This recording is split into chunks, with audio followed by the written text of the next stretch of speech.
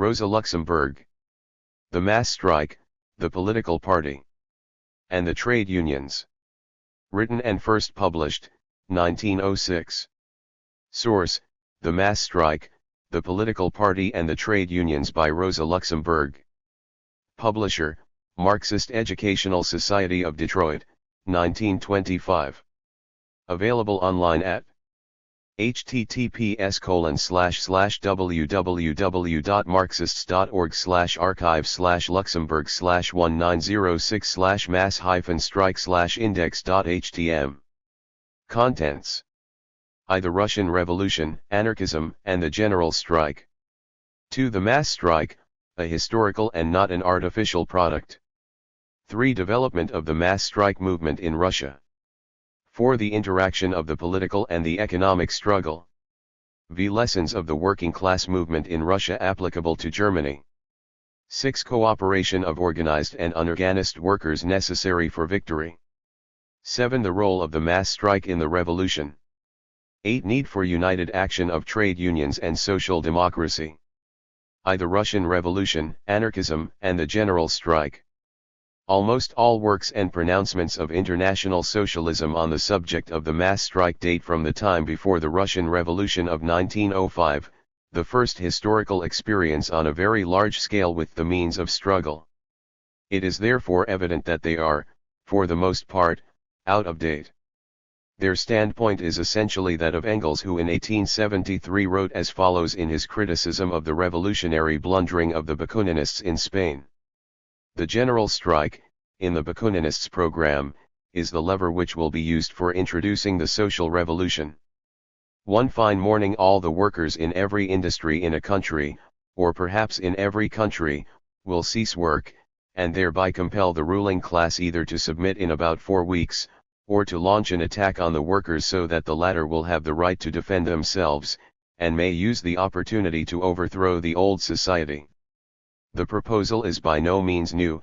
French and Belgian socialists have paraded it continually since 1848, but for all that is of English origin.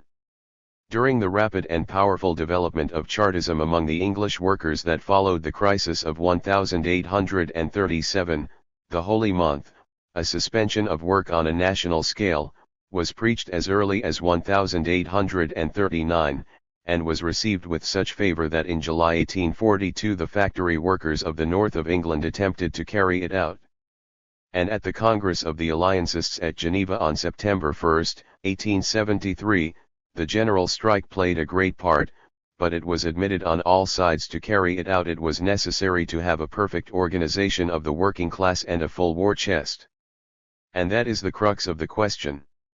On the one hand, the governments, especially if they are encouraged by the workers' abstention from political action, will never allow the funds of the workers to become large enough, and on the other hand, political events and the encroachments of the ruling class will bring about the liberation of the workers long before the proletariat gets the length of forming this ideal organization and this colossal reserve fund.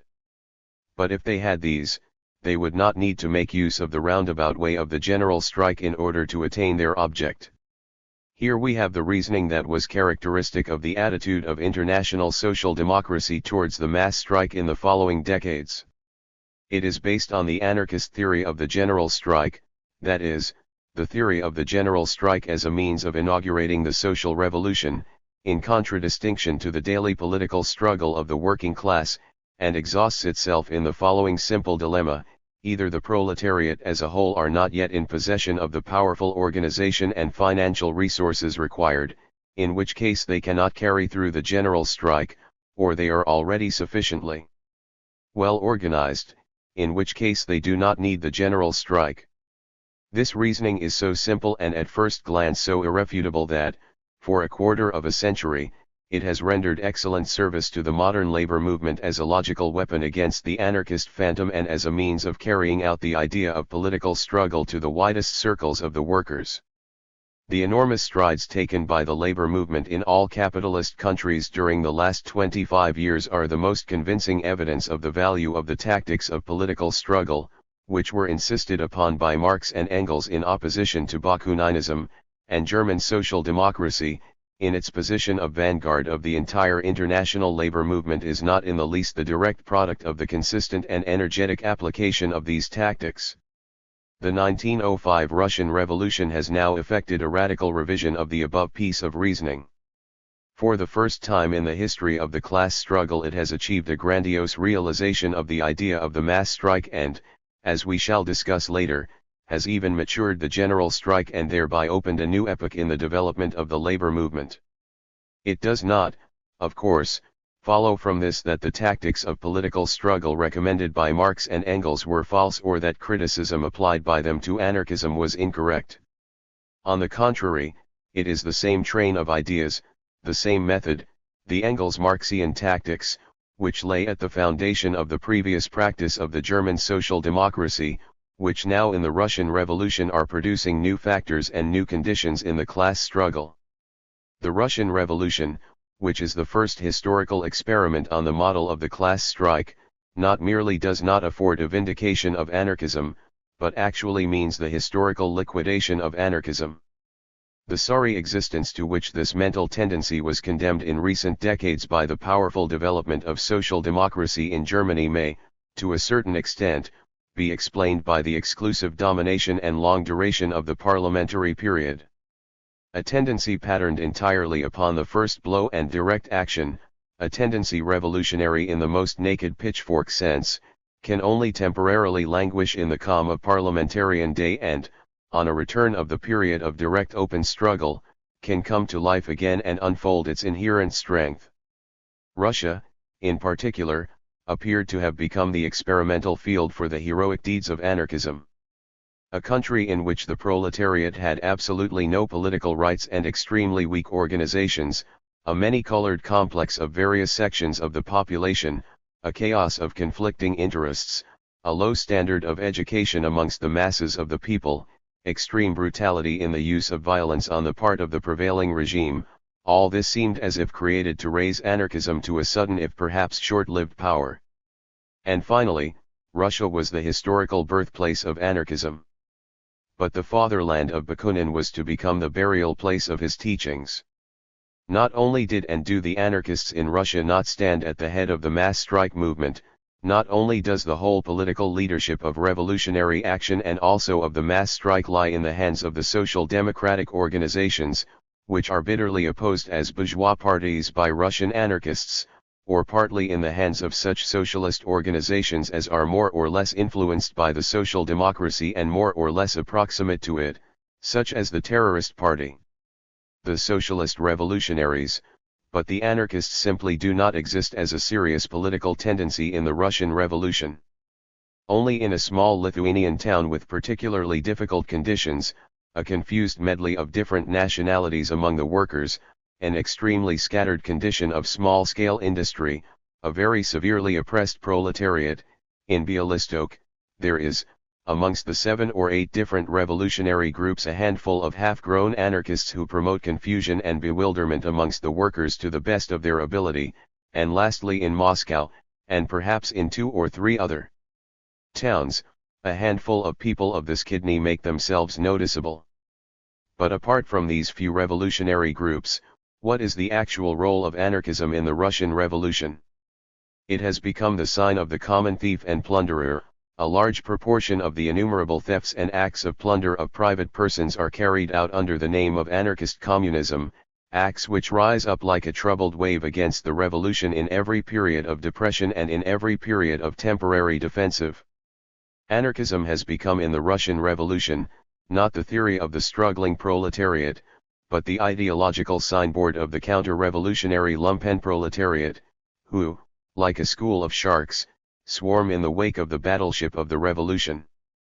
And therewith the historical career of anarchism is well nigh ended. On the other hand, the mass strike in Russia has been realized not as means of evading the political struggle of the working class, and especially of parliamentarism, not as a means of jumping suddenly into the social revolution by means of a theatrical coup, but as a means, firstly, of creating for the proletariat the conditions of the daily political struggle and especially of parliamentarism. The revolutionary struggle in Russia, in which mass strikes are the most important weapon, is, by the working people, and above all by the proletariat, conducted for those political rights and conditions whose necessity and importance in the struggle for the emancipation of the working class Marx and Engels first pointed out, and in opposition to anarchism fought for with all their might in the International. Thus has historical dialectics, the rock on which the whole teaching of Marxian socialism rests, brought it about that today anarchism, with which the idea of the mass strike is indissolubly associated, has itself come to be opposed to the mass strike which was combated as the opposite of the political activity of the proletariat, appears today as the most powerful weapon of the struggle for political rights. If, therefore, the Russian Revolution makes imperative a fundamental revision of the old standpoint of Marxism on the question of the mass strike, it is once again Marxism whose general method and points of view have thereby, in new form, carried off the prize. The Moor's beloved can die only by the hand of the Moor. To the mass strike, a historical and not an artificial product. The first revision of the question of the mass strike which results from the experience of Russia relates to the general conception of the problem. Till the present time the zealous advocates of an attempt with the mass strike in Germany of the stamp of Bernstein, Eisner, etc., and also the strongest opponents of such an attempt as represented in the trade union camp by, for example, Bommelberg, stand when all is said and done, on the same conception, and that is the anarchist one. The apparent polar opposites do not mutually exclude each other but, as always, condition, and at the same time, supplement each other. For the anarchist mode of thought is direct speculation on the great Kladoradetsk, on the social revolution merely as an external and inessential characteristic. According to it, what is essential is the whole abstract, unhistorical view of the mass strike and of all the conditions of the proletarian struggle generally. For the anarchist there exist only two things as material suppositions of his revolutionary speculations: first, imagination, and second, goodwill and courage to rescue humanity from the existing capitalist vale of tears. This fanciful mode of reasoning 60 years ago gave the result that the mass strike was the shortest, surest, and easiest means of springing into the better social future. The same mode of reasoning recently gave the result that the trade union struggle was the only real direct action of the masses and also the only real revolutionary struggle, which, as is well known, is the latest notion of the French and Italian syndicalists. The fatal thing for anarchism has always been that the methods of struggle improvised in the air were not only a reckoning without their host, that is, they were purely utopian, but that they, while not reckoning in the least with the despised evil reality, unexpectedly became in this evil reality, practical helps to the reaction, where previously they had only been, for the most part, revolutionary speculations. On the same ground of abstract, unhistorical methods of observation stand those today who would, in the manner of a board of directors, put the mass strike in Germany on the calendar on an appointed day, and those who, like the participants in the Trade Union Congress at Cologne, would by a prohibition of propaganda eliminate the problem of the mass strike from the face of the earth. Both tendencies proceed on the common purely anarchistic assumption that the mass strike is a purely technical means of struggle which can be decided at their pleasure and strictly according to conscience, or forbidden, a kind of pocket knife which can be kept in the pocket clasped ready for any emergency, and according to the decision, can be unclasped and used. The opponents of the mass strike do indeed claim for themselves the merit of taking into consideration the historical groundwork and the material conditions of the present conditions in Germany in opposition to the revolutionary romanticists who hover in the air, and do not at any point reckon with the hard realities and the possibilities and impossibilities. Facts and figures, figures and facts, they cry, like Mr. Gradgrind in Dickens' Hard Times. What the trade union opponent of the mass strike understands by the historical basis and material conditions is two things: on the one hand the weakness of the proletariat, and on the other hand, the strength of Prussian German militarism. The inadequate organization of the workers and the imposing Prussian bayonet, these are the facts and figures upon which these trade union leaders base their practical policy in the given case.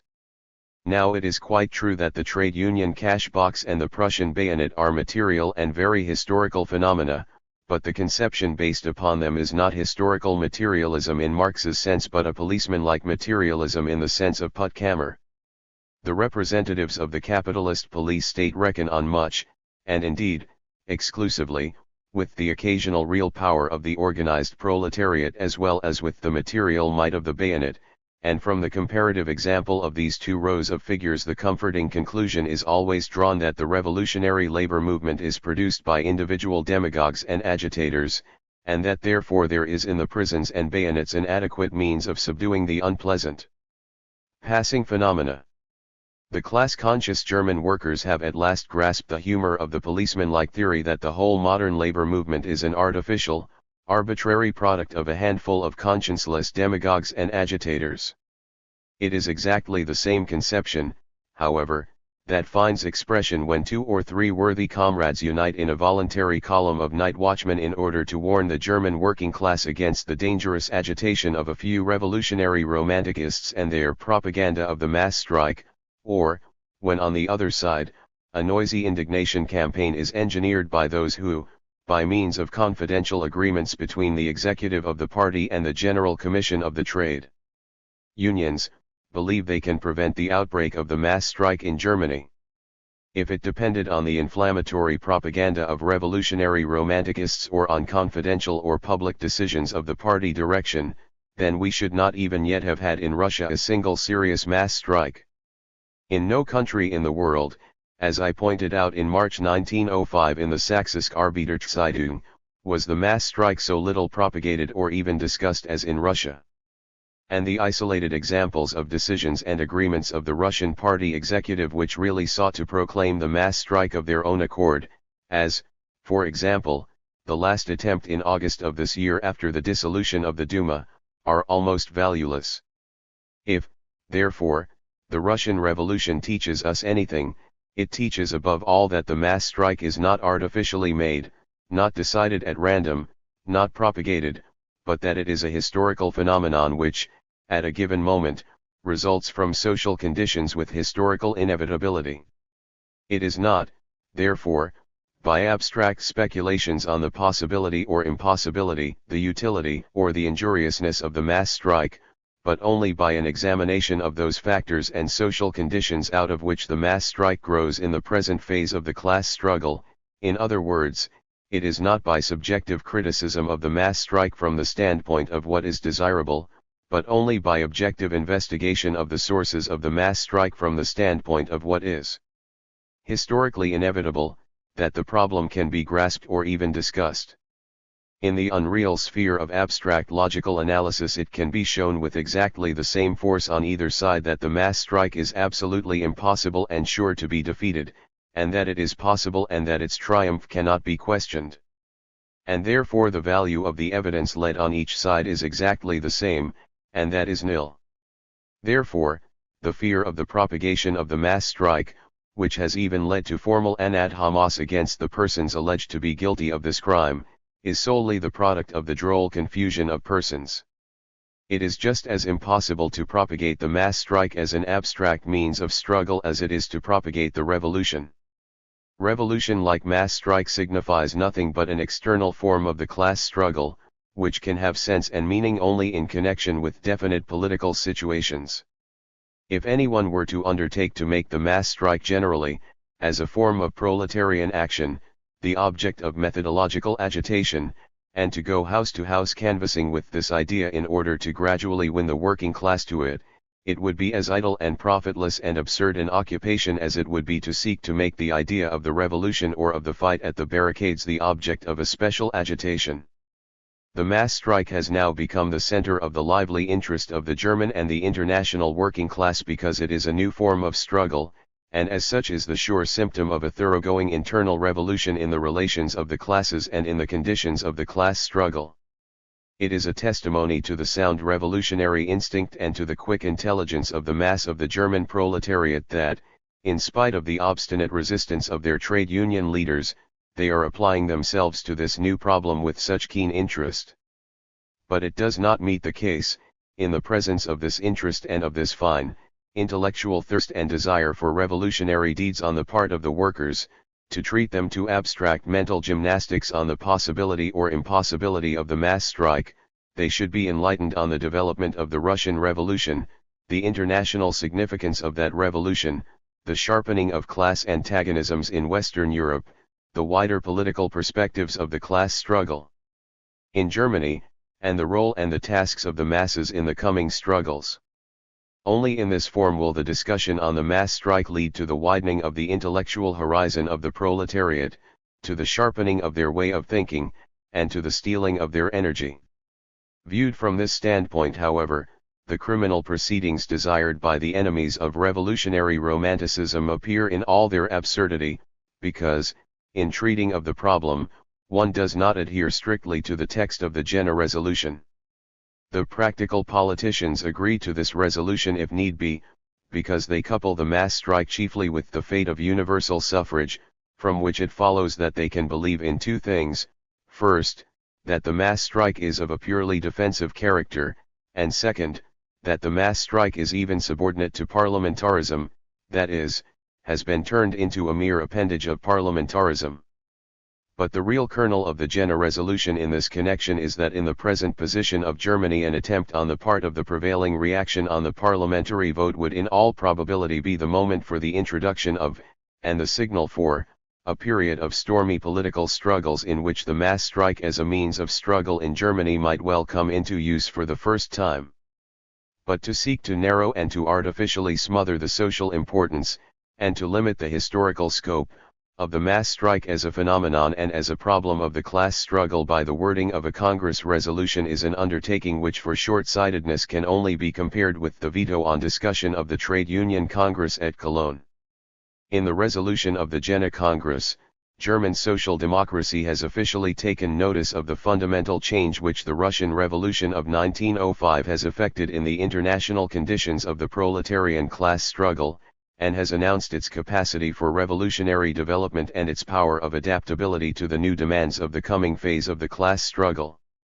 Therein lies the significance of the Jena resolution. As for the peaceful application of the mass strike in Germany, history will decide that as it decided it in Russia, history in which German social democracy with its decisions is, it is true, an important factor, but, at the same time, only one factor amongst many. 3. Development of the mass strike movement in Russia. The mass strike, as it appears for the most part in the discussion in Germany, is a very clear and simply thought out, sharply sketched isolated phenomenon. It is the political mass strike exclusively that is spoken of.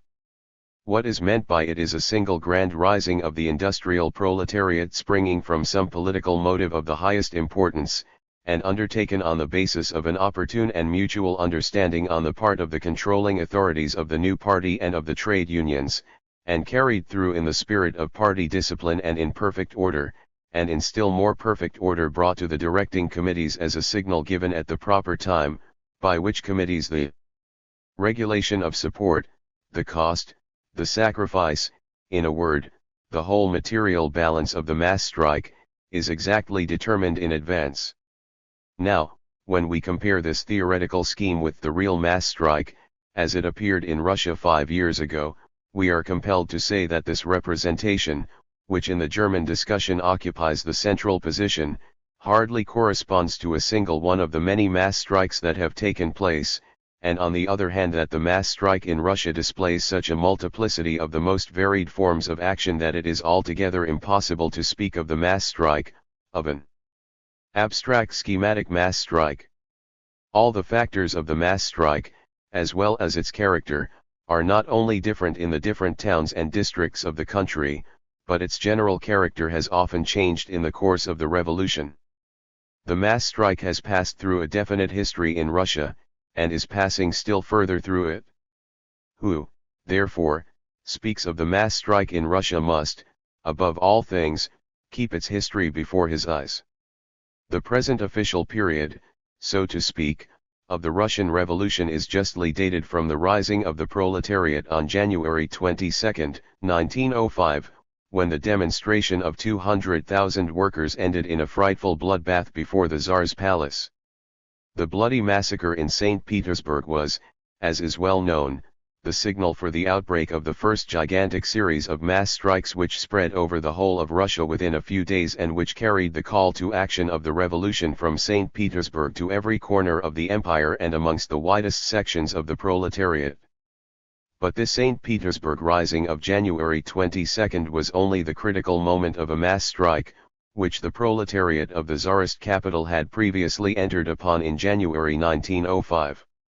The January mass strike was without doubt carried through under the immediate influence of the gigantic general strike, which in December 1904 broke out in the Caucasus, in Baku, and for a long time kept the whole of Russia in suspense. The events of December in Baku were on their part only the last and powerful ramification of those tremendous mass strikes which, like a periodic earthquake, shook the whole of South Russia, and whose prologue was the mass strike in Batum in the Caucasus in March 1902. This first mass strike movement in the continuous series of present revolutionary eruptions is finally separated by 5 or 6 years from the great general strike of the textile workers in St. Petersburg in 1896 and 1897, and if this movement is apparently separated from the present revolution by a few years of apparent stagnation and strong reaction, everyone who knows the inner political development of the Russian proletariat to their present stage of class consciousness and revolutionary energy will realize that the history of the present period of the mass struggles begins with those general strikes in St. Petersburg. They are therefore important for the problems of the mass strike because they already contain, in the germ, all the principal factors of later mass strikes. Again, this St. Petersburg general strike of 1896 appears as a purely economic partial wage struggle.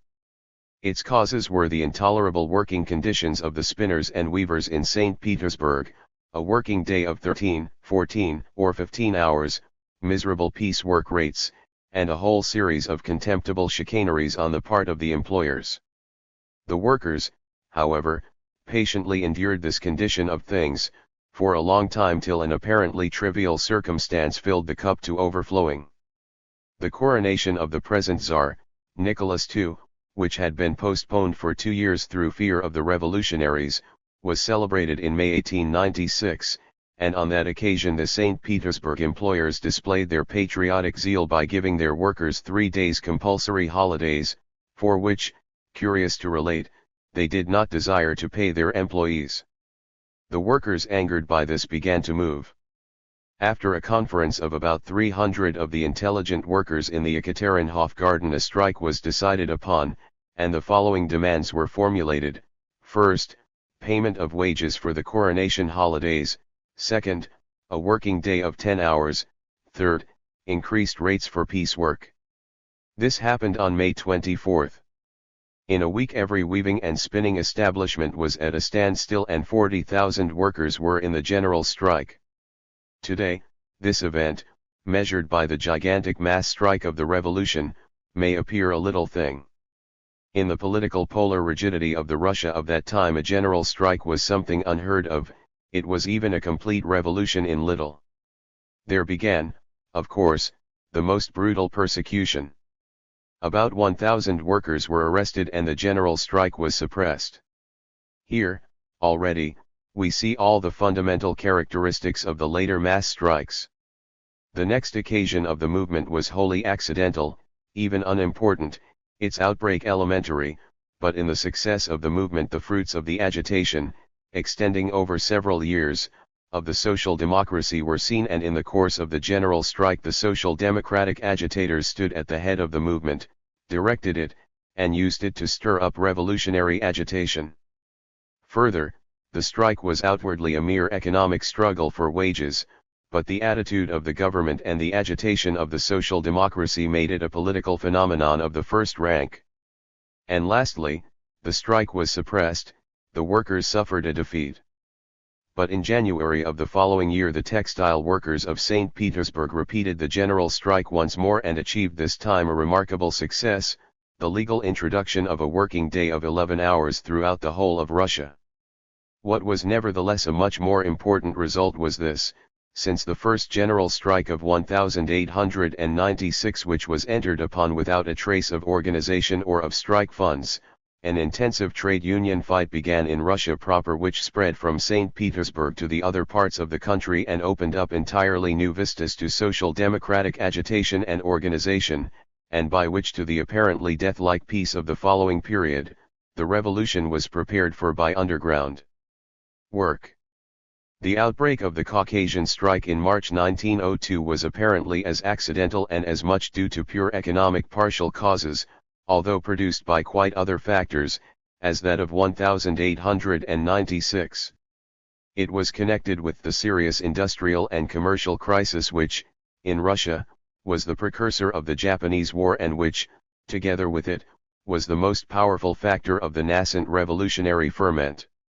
The crisis produced an enormous mass of unemployment which nourished the agitation amongst the proletarian masses, and therefore the government, to restore tranquility amongst the workers, undertook to transport the superfluous hands in batches to their respective home districts. One such measure, which was to affect about 400 petroleum workers, called forth a mass protest in Batum, which led to demonstrations, arrests, a massacre, and finally to a political trial in which the purely economic and partial affair suddenly became a political and revolutionary event. The reverberation of the wholly fruitless expiring and suppressed strike in Batum was a series of revolutionary mass demonstrations of workers in Nizhny Novgorod, Saratov, and other towns, and therefore a mighty surge forward of the general wave of the revolutionary movement. Already in November 1902 the first genuine revolutionary echo followed in the shape of a general strike at Rostov-on-Don. Disputes about the rates of pay in the workshops of the Vladikaukasus Railway gave the impetus to this movement. The management sought to reduce wages, and therefore the Don Committee of Social Democracy issued a proclamation with a summons to strike for the following demands: a 9-hour day, increase in wages, abolition of fines, dismissal of obnoxious engineers, etc. Entire railway workshops participated in the strike. Presently all other industries joined in, and suddenly an unprecedented state of affairs prevailed in Rostov. Every industrial work was at a standstill, and every day monster meetings of 15 to 20,000 were held in the open air, sometimes surrounded by a cordon of Cossacks, at which for the first time social democratic popular speakers appeared publicly. Inflammatory speeches on socialism and political freedom were delivered and received with immense enthusiasm, and revolutionary appeals were distributed by tens of thousands of copies. In the midst of rigid absolutist Russia, the proletariat of Rostov won for the first time the right of assembly and freedom of speech by storm. It goes without saying that there was a massacre here. The disputes over wages in the Vladikaukasus railway workshops grew in a few days into a political general strike and a revolutionary street battle. As an echo to this, there followed immediately a general strike at the station of Tikhoretskaya on the same railway. Here also a massacre took place and also a trial, and thus even Tikhoretskaya has taken its place in the indissoluble chain of the factors of the revolution. The spring of 1903 gave the answer to the defeated strikes in Rostov and Tikhoretskaya. The whole of South Russia in May, June, and July was aflame. Baku, Tiflis, Batum, Elizavetgrad, Odessa, Kiev, Nikolov, and Ekaterinoslav were in a general strike in the literal meaning of those words. But here again the movement did not arise on any preconceived plan from one another. It flowed together from individual points, in each one from different causes and in a different form. The beginning was made by Baku, where several partial wage struggles in individual factories and departments culminated in a general strike. In Tiflis, the strike was begun by 2,000 commercial employees who had a working day from 6 o'clock in the morning to 11 at night. On the 4th of July they all left their shops and made a circuit of the town to demand from the proprietors of the shops that they close their premises. The victory was complete. The commercial employees won a working day from 8 in the morning to 8 in the evening, and all the factories, workshops, and offices, etc., immediately joined them. The newspapers did not appear, and tramway traffic could not be carried on under military protection. In Elizavetgrad on July 4 a strike began in all the factories with purely economic demands. These were mostly conceded, and the strike ended on the 14th. 2 weeks later, however, it broke out again. The bakers this time gave the word, and the bricklayers, the joiners, the dyers, the mill workers, and finally all factory workers joined them. In Odessa the movement began with a wage struggle in the course of which the Legal Workers' Union, founded by government agents according to the program of the famous gendarme Zubetov, was developed. Historical dialectics had again seized the occasion to play one of its malicious little pranks. The economic struggles of the earlier period, amongst them the great St. Petersburg general strike of 1896, had misled Russian social democracy into exaggerating the importance of so-called economics, and in this way the ground had been prepared amongst the workers for the demagogic activities of Zubetov. After a time, however, the great revolutionary stream turned round the little ship with the false flag and compelled it to ride right at the head of the revolutionary proletarian flotilla. The Zubetovian unions gave the signal for the great general strike in Odessa in the spring of 1904, as for the general strike in St. Petersburg in January 1905. The workers of Odessa, who were not to be deceived by the appearance of friendliness on the part of the government for the workers, and of its sympathy with purely economic strikes, suddenly demanded proof by example, and compelled the Zubetovian Workers' Union in a factory to declare a strike for very moderate demands. They were immediately thrown on the streets, and when they demanded the protection of the authorities which was promised them by their leader, the gentlemen vanished and left the workers in the wildest excitement. The Social Democrats at once placed themselves at the head of affairs, and the strike movement extended to other factories. On the first day of July 2,500 dockers struck work for an increase of wages from 80 kopecks to 2 rubles, and the shortening of the workday by half an hour. On the 16th day of July the seamen joined the movement. On the 13th day the tramway staff began a strike. Then a meeting took place of all the strikers, 7 or 8,000 men. They formed a procession which went from factory to factory, growing like an avalanche, and presently a crowd of 40 to 50,000 betook themselves to the docks in order to bring all work there to a standstill. A general strike soon reigned throughout the whole city. In Kiev, a strike began in the railway workshops on July 21. Here, also, the immediate cause was miserable conditions of labor, and wage demands were presented. On the following day the foundry men followed the example. On July 23, an incident occurred which gave the signal for the general strike. During the night 2 delegates of the railwaymen were arrested. The strikers immediately demanded their release, and as this was not conceded, they decided not to allow trains to leave the town. At the station all the strikers with their wives and families sat down on the railway track, a sea of human beings. They were threatened with rifle salvos. The workers bared their breasts and cried, "Shoot!" A salvo was fired into the defenseless seated crowd, and 30 to 40 corpses, amongst them women and children, remained on the ground. On this becoming known the whole town of Kiev went on strike on the same day. The corpses of the murdered workers were raised on high by the crowd and carried round in a mass demonstration. Meetings, speeches, arrests, isolated street fights, Kiev was in the midst of the revolution. The movement was soon at an end. But the printers had won a shortening of the working day by 1 hour and a wage increase of 1 ruble. In a yeast factory the 8-hour day was introduced. The railway workshops were closed by order of the ministry. Other departments continued partial strikes for their demands. In Nikolov, the general strike broke out under the immediate influence of news from Odessa, Baku, Batum, and Tiflis, in spite of the opposition of the Social Democratic Committee who wanted to postpone the outbreak of the movement till the time came when the military should have left the town for maneuvers. The masses refused to hold back. One factory made a beginning. The strikes went from one workshop to another. The resistance of the military only poured oil on the fire. Mass processions with revolutionary songs were formed in which all workers, employees, tramways officials, men and women took part. The cessation of work was complete. In Ekaterinoslav, the bakers came out on strike on August 5, on the 7th the men in the railway workshops, and then all the other factories on August 8. Tramway traffic stopped, and the newspapers did not appear. Thus, the colossal general strike in South Russia came into being in the summer of 1903.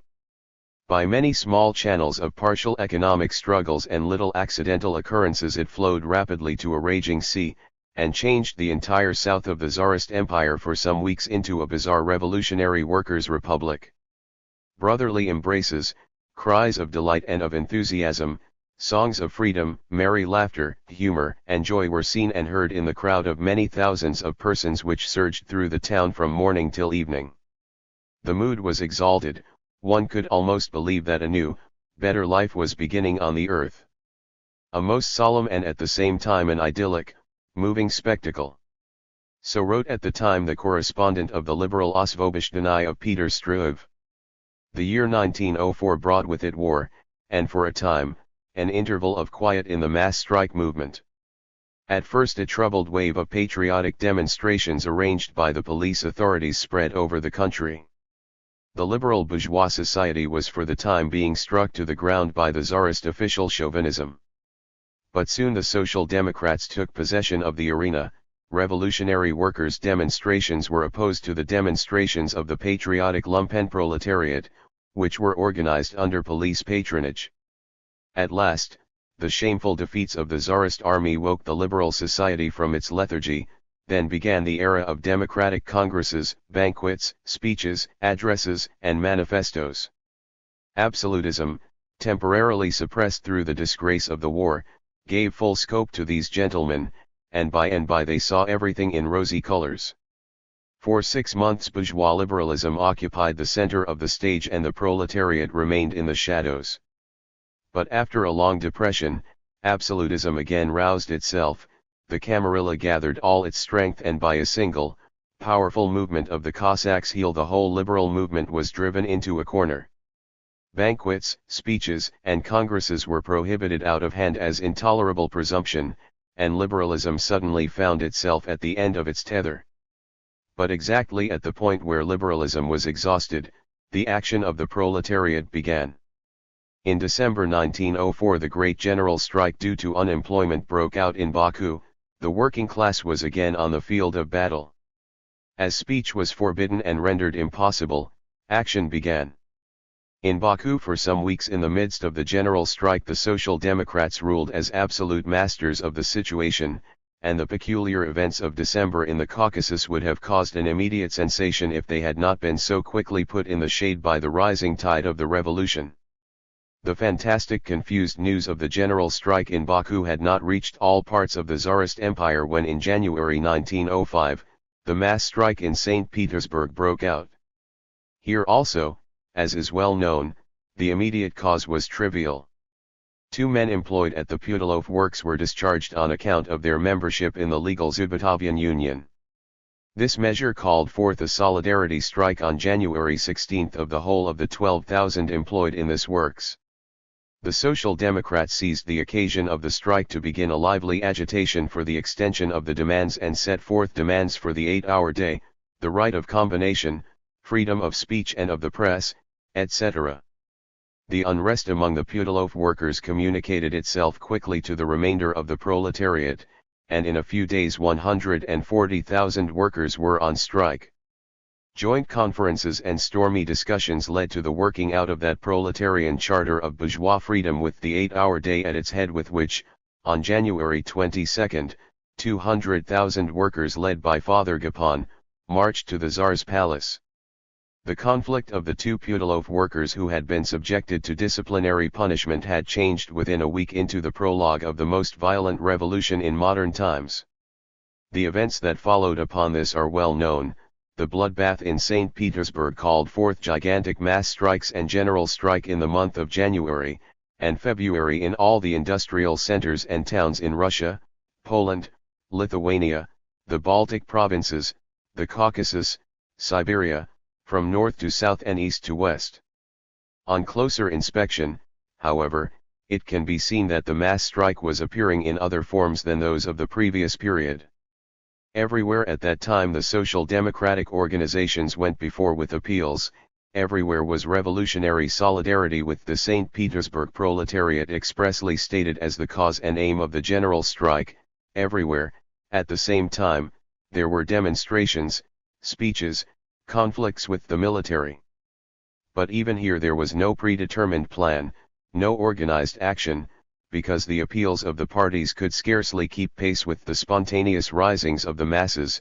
The leaders had scarcely time to formulate the watchwords of the onrushing crowd of the proletariat.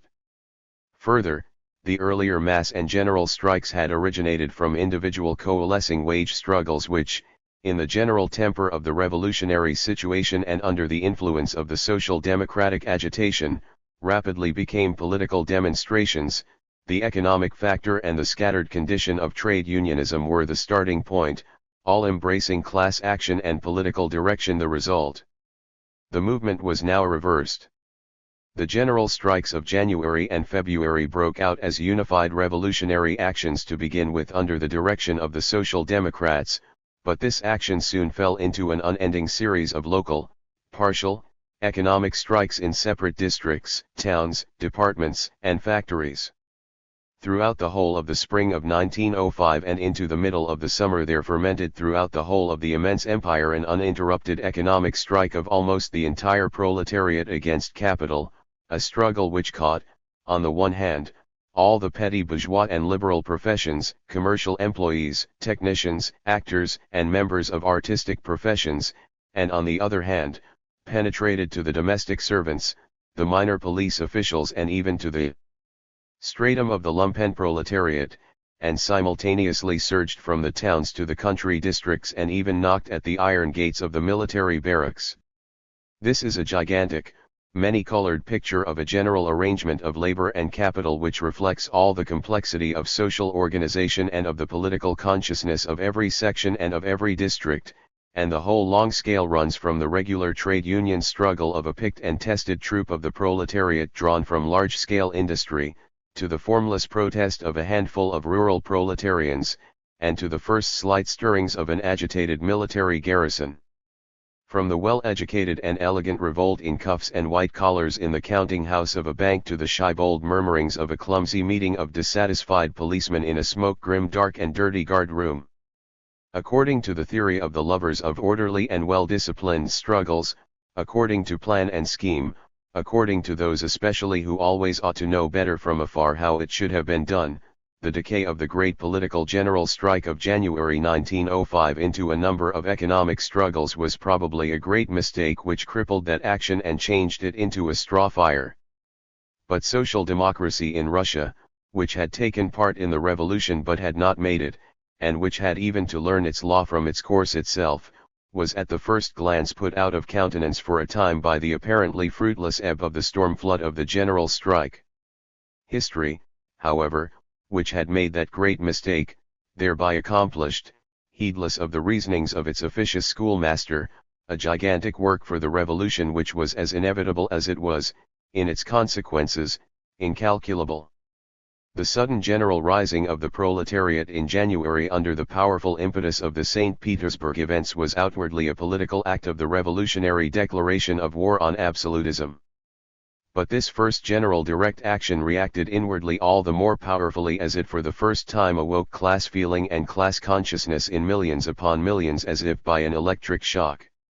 And this awakening of class feeling expressed itself forthwith in the circumstances that the proletarian mass, counted by millions, quite suddenly and sharply came to realize how intolerable was that social and economic existence which they had patiently endured for decades in the chains of capitalism. Thereupon, there began a spontaneous general shaking of and tugging at these chains. All the innumerable sufferings of the modern proletariat reminded them of the old bleeding wounds. Here was the 8-hour day fought for, their piecework was resisted. Here were brutal foremen driven off in a sack on a handcar, at another place infamous systems of fines were fought against, everywhere better wages were striven for and here and there the abolition of homework. Backward, degraded occupations in large towns, small provincial towns, which had hitherto dreamed in an idyllic sleep, the village with its legacy from feudalism, all these, suddenly awakened by the January lightning, bethought themselves of their rights and now sought feverishly to make up for their previous neglect. Here, the economic struggle was not really a decay, a dissipation of action, but merely change of front, a sudden and natural alteration of the first general engagement with absolutism, in a general reckoning with capital, which in keeping with its character assumed the form of individual, scattered wage struggles. Political class action was not broken in January by the decay of the general strike into economic strikes, but the reverse. After the possible content of political action in the given situation and at the given stage of the revolution was exhausted, it broke, or rather changed, into economic action. In point of fact, what more could the general strike in January have achieved? Only complete thoughtlessness could expect that absolutism could be destroyed at one blow by a single long-drawn general strike after the anarchist plan. Absolutism in Russia must be overthrown by the proletariat. But in order to be able to overthrow it, the proletariat requires a high degree of political education, of class consciousness and organization. All these conditions cannot be fulfilled by pamphlets and leaflets, but only by the living political school, by the fight and in the fight, in the continuous course of the revolution. Further, absolutism cannot be overthrown at any desired moment in which only adequate exertion and endurance is necessary. The fall of absolutism is merely the outer expression of the inner social and class development of Russian society. Before absolutism can, and so far that it may, be overthrown, the bourgeois Russia in its interior, in its modern class divisions, must be formed. That requires the drawing together of the various social layers and interests, besides the education of the proletarian revolutionary parties, and not less of the liberal, radical petty bourgeois, conservative and reactionary parties. It requires self-consciousness, self-knowledge and the class consciousness not merely of the layers of the people, but also of the layers of the bourgeoisie. But this also can be achieved and come to fruition in no way but in the struggle, in the process of revolution itself, through the actual school of experience, in collision with the proletariat as well as with one another, in incessant mutual friction. This class division and class maturity of bourgeois society, as well as its action in the struggle against absolutism, is on the one hand, hampered and made difficult by the peculiar leading role of the proletariat and, on the other hand, is spurred on and accelerated. The various undercurrents of the social process of the revolution cross one another, check one another, and increase the internal contradictions of the revolution, but in the end accelerate and thereby render still more violent its eruptions. This apparently simple and purely mechanical problem may therefore be stated thus: the overthrow of absolutism is a long, continuous social process, and its solution demands a complete undermining of the soil of society, the uppermost part be placed lowest and the lowermost part highest, the apparent order must be changed to a chaos, and the apparently anarchistic chaos must be changed into a new order. Now in this process of the social transformation of old Russia, not only the January lightning of the first general strike, but also the spring and summer thunderstorms that followed it, played an indispensable part. The embittered general relations of wage labor and capital contributed in equal measure to the drawing together of the various layers of the people and those of the bourgeoisie, to the class consciousness of the revolutionary proletariat and to that of the liberal and conservative bourgeoisie. And just as the urban wage struggle contributed to the formation of a strong monarchist industrial party in Moscow, so the conflagration of the violent rural rising in Livonia led to the rapid liquidation of the famous aristocratic agrarian Zemstvo liberalism. But at the same time, the period of the economic struggles of the spring and summer of 1905 made it possible for the urban proletariat, by means of active social democratic agitation and direction, to assimilate later all the lessons of the January prologue and to grasp clearly all the further tasks of the revolution. There was connected with this too, another circumstance of an enduring social character, a general raising of the standard of life of the proletariat, economic, social and intellectual. The January strikes of 1905 ended victoriously almost throughout. As proof of this, some data from the enormous, and still for the most part, inaccessible mass of material may be cited here relating to a few of the most important strikes carried through in Warsaw alone by the Social Democrats of Poland and Lithuania.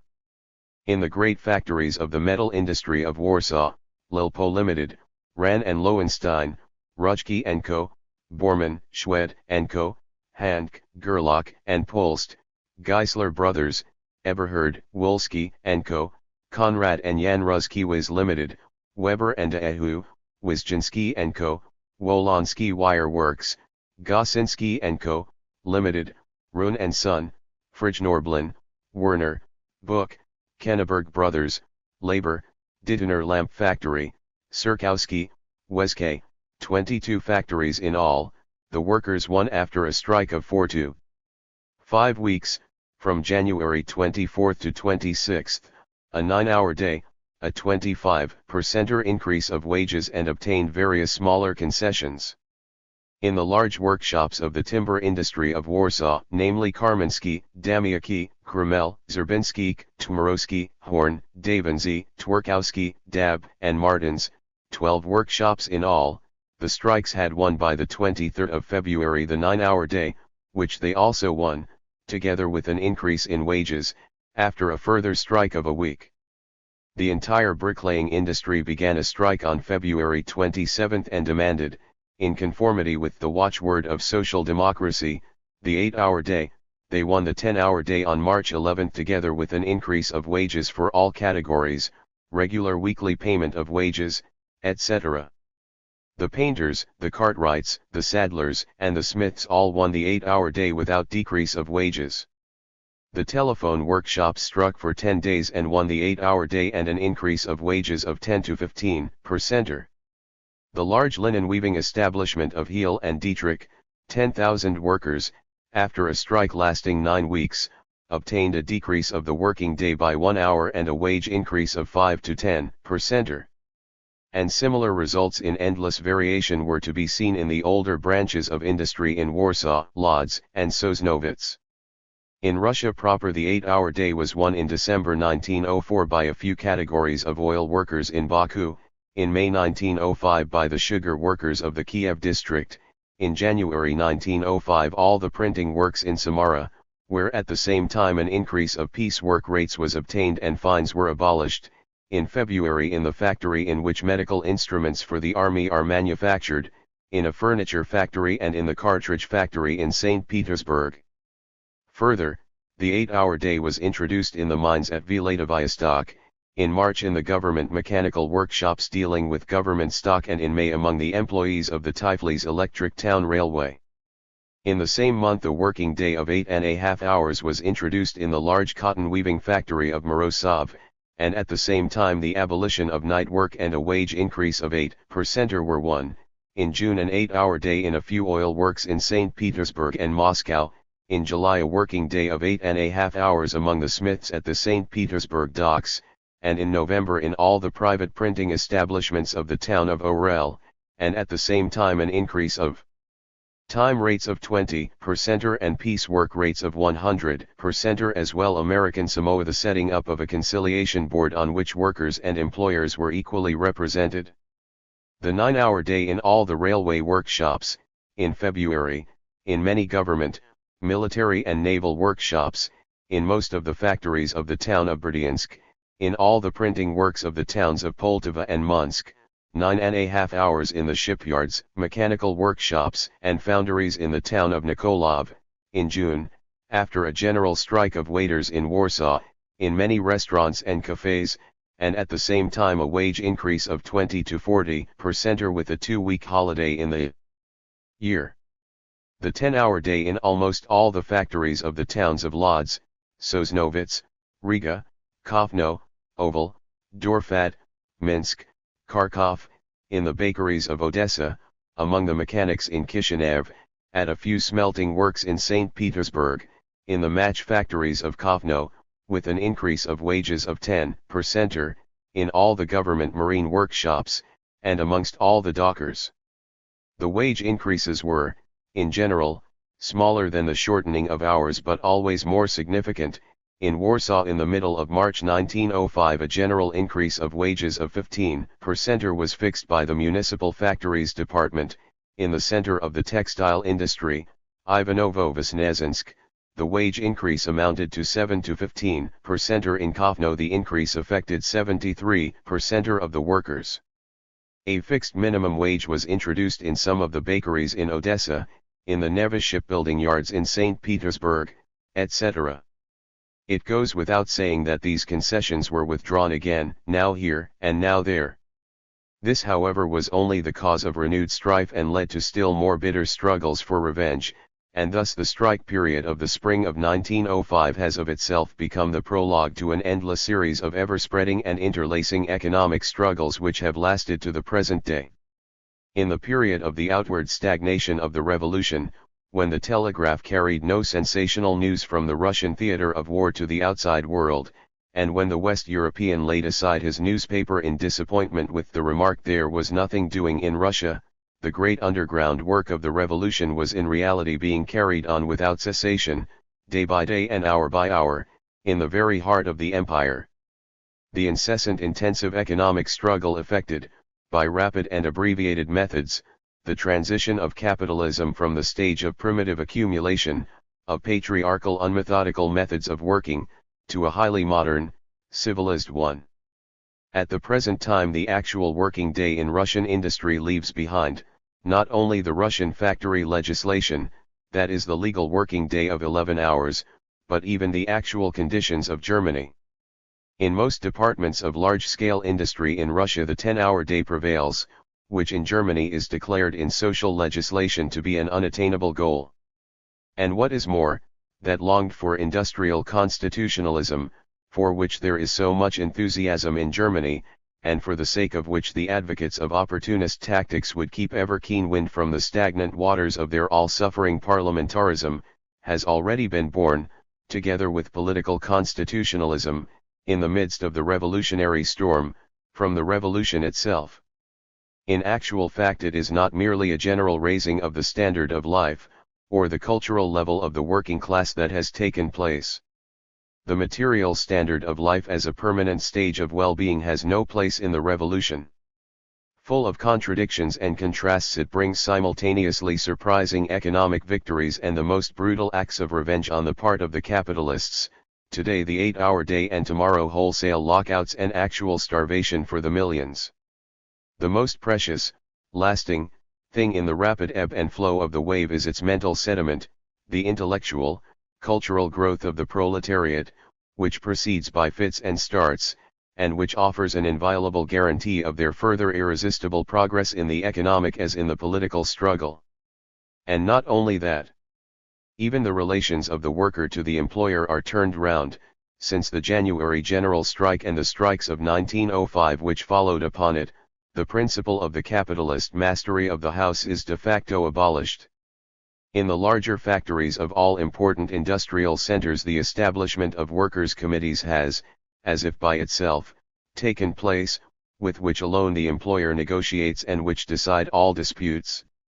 And finally another thing, the apparently chaotic strikes and the disorganized revolutionary action after the January general strike are becoming the starting point of a feverish work of organization. Dame History, from afar, smilingly hoaxes the bureaucratic lay figures who keep grim watch at the gate over the fate of the German trade unions. The firm organizations which, as the indispensable hypothesis for an eventual German mass strike, should be fortified like an impregnable citadel, these organizations are in Russia, on the contrary, already born from the mass strike. And while the guardians of the German trade unions for the most part fear that the organizations will fall in pieces in a revolutionary whirlwind like rare porcelain, the Russian Revolution shows us the exact opposite picture, from the whirlwind and the storm, out of the fire and glow of the mass strike and the street fighting rise again, like Venus from the foam, fresh, young, powerful, buoyant trade unions. Here again a little example, which, however, is typical of the whole empire. At the second conference of the Russian trade unions which took place at the end of February 1906 in St. Petersburg, the representative of the Petersburg trade unions, in his report on the development of trade union organizations, of the Tsarist capital said, January 22, 1905, which washed away the Gapon Union, was a turning point. The workers in large numbers have learned by experience to appreciate and understand the importance of organization, and that only they themselves can create these organizations. The first trade union, that of the printers, originated in direct connection with the January movement. The commission appointed to work out the tariffs framed the statutes, and on July 19 the union began its existence. Just about this time the Union of Office Workers and Bookkeepers was called into existence. In addition to those organizations, which extend almost openly, there arose from January to October 1905 semi-legal and illegal trade unions. To the former belonged, for example, the Union of Chemists' Assistants and Commercial Employees. Amongst the illegal unions special attention must be drawn to the Watchmakers' Union, whose first secret session was held on April 24. All attempts to convene a general open meeting were shattered on the obstinate resistance of the police and the employers in the form of the Chamber of Commerce. This mischance has not prevented the existence of the union. The Tailors and Tailoresses Union was founded in 1905 at a meeting in a wood at which 70 tailors were present. After the question of forming the union was discussed, a commission was appointed which was entrusted with the task of working out the statutes. All attempts of the commission to obtain a legal existence for the union were unsuccessful. Its activities were confined to agitation and the enrolling of new members in the individual workshops. A similar fate was in store for the Shoemakers' Union. In July, a secret night meeting was convened in a wood near the city. Over 100 shoemakers attended. A report was read on the importance of trade unionism, on its history in Western Europe and its tasks in Russia. It was then decided to form a trade union. A commission of 12 was appointed to work out the statutes and call a general meeting of shoemakers. The statutes were drawn up, but in the meantime it had not been found possible to print them, nor had the general meeting been convened. These were the first difficult beginnings. Then came the October days, the second general strike, the Tsar's manifesto of October 30 and the brief constitution period. The workers threw themselves with fiery zeal into the waves of political freedom in order to use it forthwith for the purpose of the work of organization. Besides daily political meetings, debates and the formation of clubs, the development of trade unionism was immediately taken in hand. In October and November 40 new trade unions appeared in St. Petersburg. Presently a central bureau, that is, a trade union council, was established, various trade union papers appeared, and since November a central organ has also been published, the Trade Union. What was reported above concerning Petersburg was also true on the whole of Moscow and Odessa, Kiev and Nikolov, Saratov and Voronezh, Samara and Nizhny Novgorod, and all the larger towns of Russia, and to a still higher degree in Poland. The trade unions of different towns seek contact with one another and conferences are held.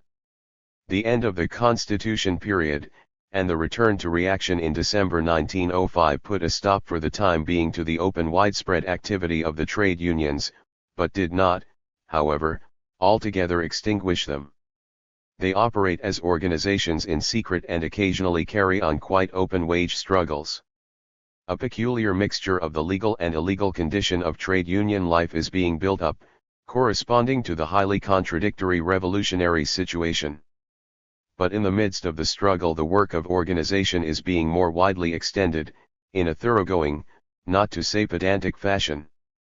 The trade unions of the Social Democracy of Poland and Lithuania, for example, which at the last Congress, in July 1906, were represented by 5 delegates from a membership of 10,000 are furnished with the usual statutes, printed membership cards, adhesive stamps, etc.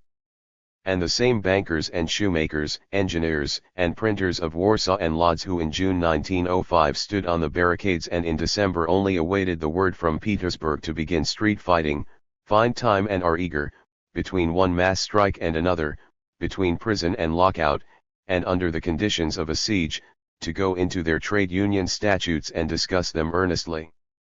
These barricade fighters of yesterday and tomorrow have indeed more than once at meetings severely reprimanded their leaders and threatened them with withdrawal from the party because the unlucky trade union membership cards could not be printed quickly enough, in secret printing works under incessant police persecution. This zeal and this earnestness continue to this day. For example, in the first 2 weeks of July 1906 15 new trade unions appeared in Ekaterinoslav, 6 in Kostroma, several in Kiev, Poltava, Smolensk, Cherkasy, Proskurvo, down to the most insignificant provincial towns. In the session of the Moscow Trade Union Council of June 4 this year, after the acceptance of the reports of individual trade union delegates, it was decided that the trade unions should discipline their members and refrain from street rioting because the time is not considered opportune for the mass strike. In the face of possible provocation on the part of the government, care should be taken that the masses do not stream out in the streets.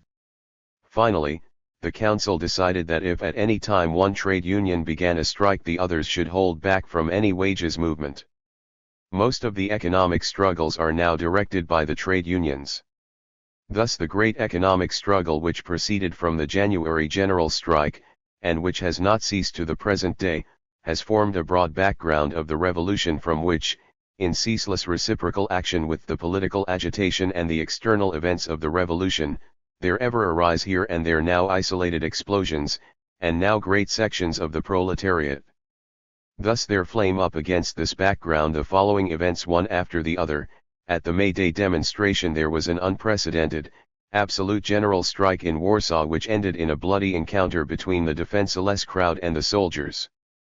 At Lodz in June a mass outing, which was scattered by the soldiers, led to a demonstration of 100,000 workers at the funeral of some of the victims of the brutal soldiery and to a renewed encounter with the military, and finally, on June 23, 24 and 25, passed into the first barricade fight in the Tsarist Empire. Similarly in June the first great revolt of the sailors of the Black Sea Fleet exploded in the harbor of Odessa from a trifling incident on board the armored vessel Potemkin, which reacted immediately on Odessa and Nikolov in the form of a violent mass strike. As a further echo followed the mass strike and the sailors' revolts in Kronstadt, Libo, and Vladivostok. In the month of October the grandiose experiment of St. Petersburg was made with the introduction of the 8-hour day. The General Council of Workers' Delegates decided to achieve the 8-hour day in a revolutionary manner. That means that on the appointed day all the workers of Petersburg should inform their employers that they are not willing to work more than 8 hours a day, and should leave their places of work at the end of 8 hours. The idea was the occasion of lively agitation, was accepted by the proletariat with enthusiasm and carried out, but very great sacrifices were not thereby avoided. Thus for example, the 8-hour day meant an enormous fall in wages for the textile workers who had hitherto worked 11 hours and that on a system of piecework. This, however, they willingly accepted. Within a week the 8-hour day prevailed in every factory and workshop in Petersburg, and the joy of the workers knew no bounds. Soon, however, the employers, stupefied at first, prepared their defenses. Everywhere they threatened to close their factories.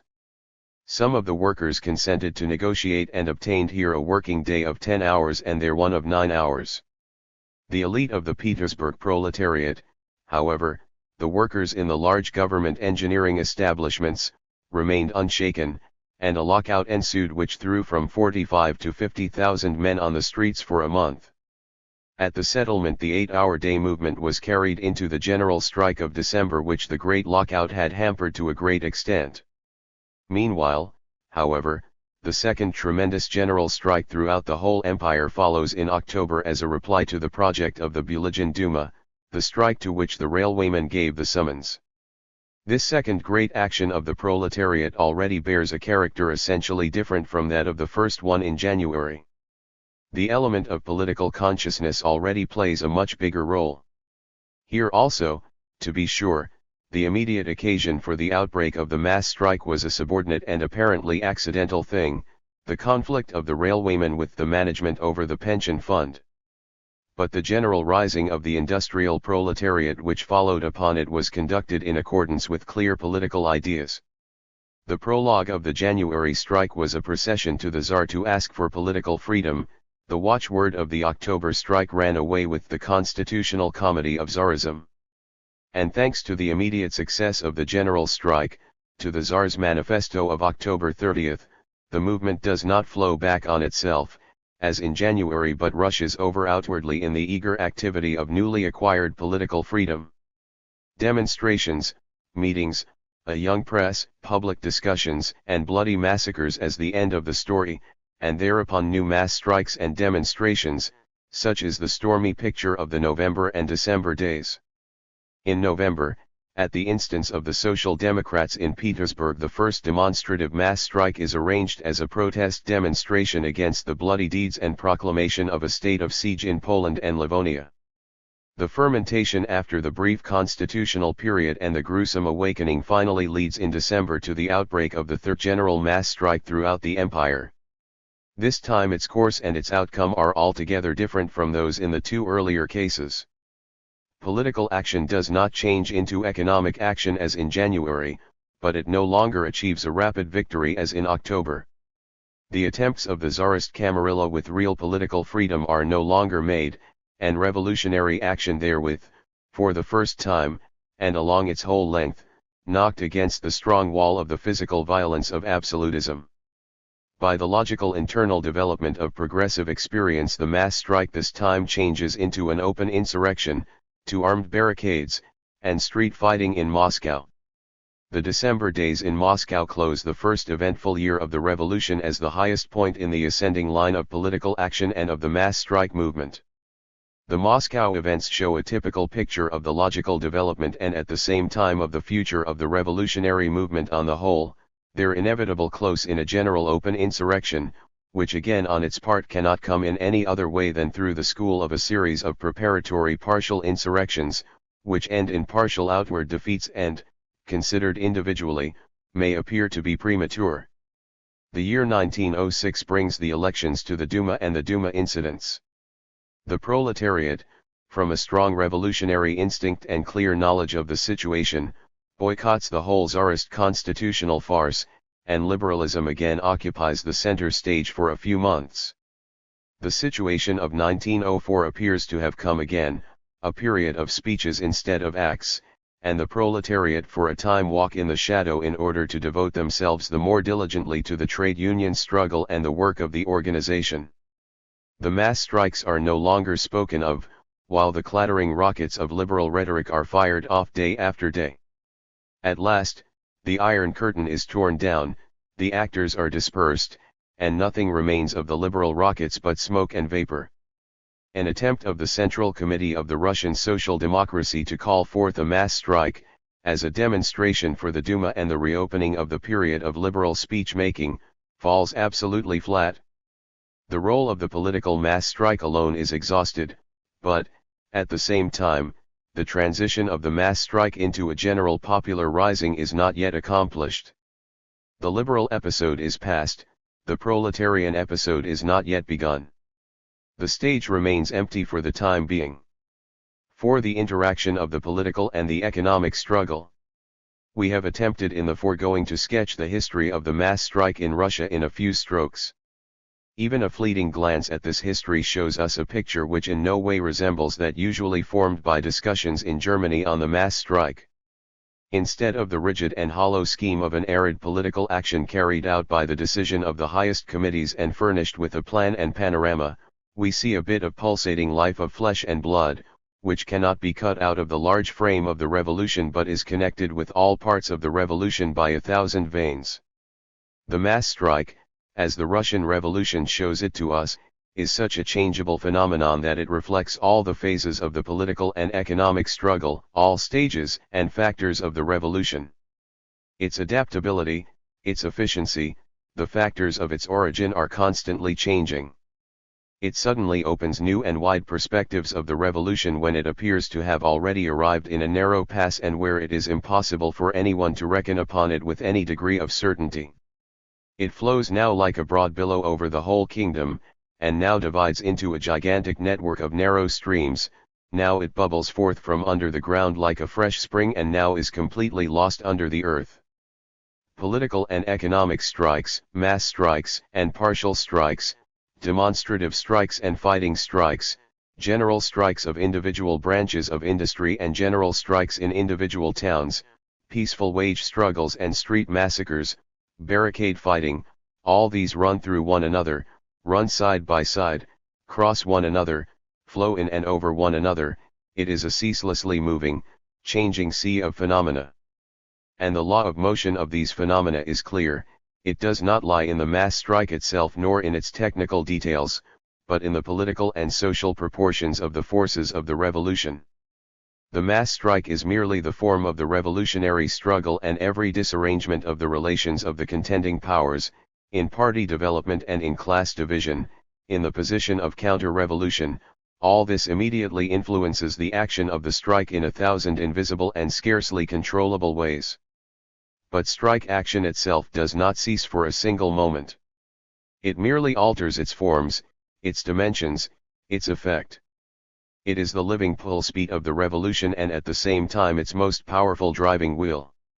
In a word, the mass strike, as shown to us in the Russian Revolution, is not a crafty method discovered by subtle reasoning for the purpose of making the proletarian struggle more effective, but the method of motion of the proletarian mass, the phenomenal form of the proletarian struggle in the revolution.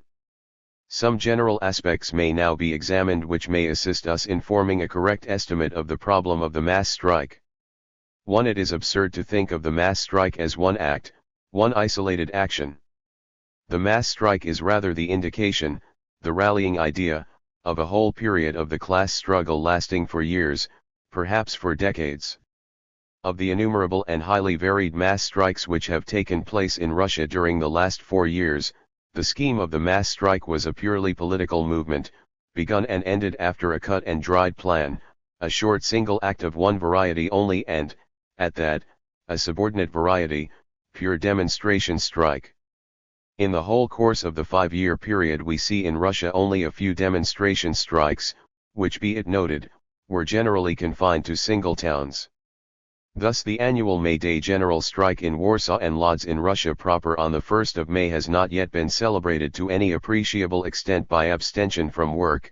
The mass strike in Warsaw on September 11, 1905, as a memorial service in honor of the executed Martin Kaspertuk, that of November 1905 in Petersburg as protest demonstrations against the declaration of the state of siege in Poland and Livonia, that of January 22, 1906 in Warsaw, Lodz, Chintakhan, and in Dąbrowa Coal Basin. As well as, in part, those in a few Russian towns as anniversary celebrations of the Petersburg bloodbath. In addition, in July 1906 a general strike in Tiflis as demonstration of sympathy with soldiers sentenced by court-martial on account of the military revolt, and finally from the same cause, in September 1906, during the deliberations of the court-martial in Reval. All the above great and partial mass strikes and general strikes were not demonstration strikes but fighting strikes, and as such they originated, for the most part, spontaneously, in every case from specific local accidental causes, without plan or design, and grew with elemental power into great movements, and then they did not begin an orderly retreat, but turned now into economic struggles, now into street fighting, and now collapsed of themselves. In this general picture the purely political demonstration strike plays quite a subordinate role, isolated small points in the midst of a mighty expanse. Thereby, temporarily considered, the following characteristic discloses itself: the demonstration strikes which, in contradistinction to the fighting strikes, exhibit the greatest mass of party discipline, conscious direction, and political thought, and therefore must appear as the highest and most mature form of the mass strike, play in reality the greatest part in the beginnings of the movement. Thus, for example, the absolute cessation of work on May 1, 1905, in Warsaw, as the first instance of a decision of the Social Democrats carried throughout in such an astonishing fashion, was an experience of great importance for the proletarian movement in Poland. In the same way the sympathetic strike of the same year in Petersburg made a great impression as the first experiment of conscious systematic mass action in Russia. Similarly the trial mass strike of the Hamburg Comrades on January 17, 1906, will play a prominent part in the history of the future German mass strike as the first vigorous attempt with the much disputed weapon, and also a very successful and convincingly striking test of the fighting temper and the lust for battle of the Hamburg working class. And just as surely will the period of the mass strike in Germany, when it has once begun in real earnest, lead of itself to a real, general cessation of work on May 1. The May Day festival may naturally be raised to a position of honor as the first great demonstration under the aegis of the mass struggle.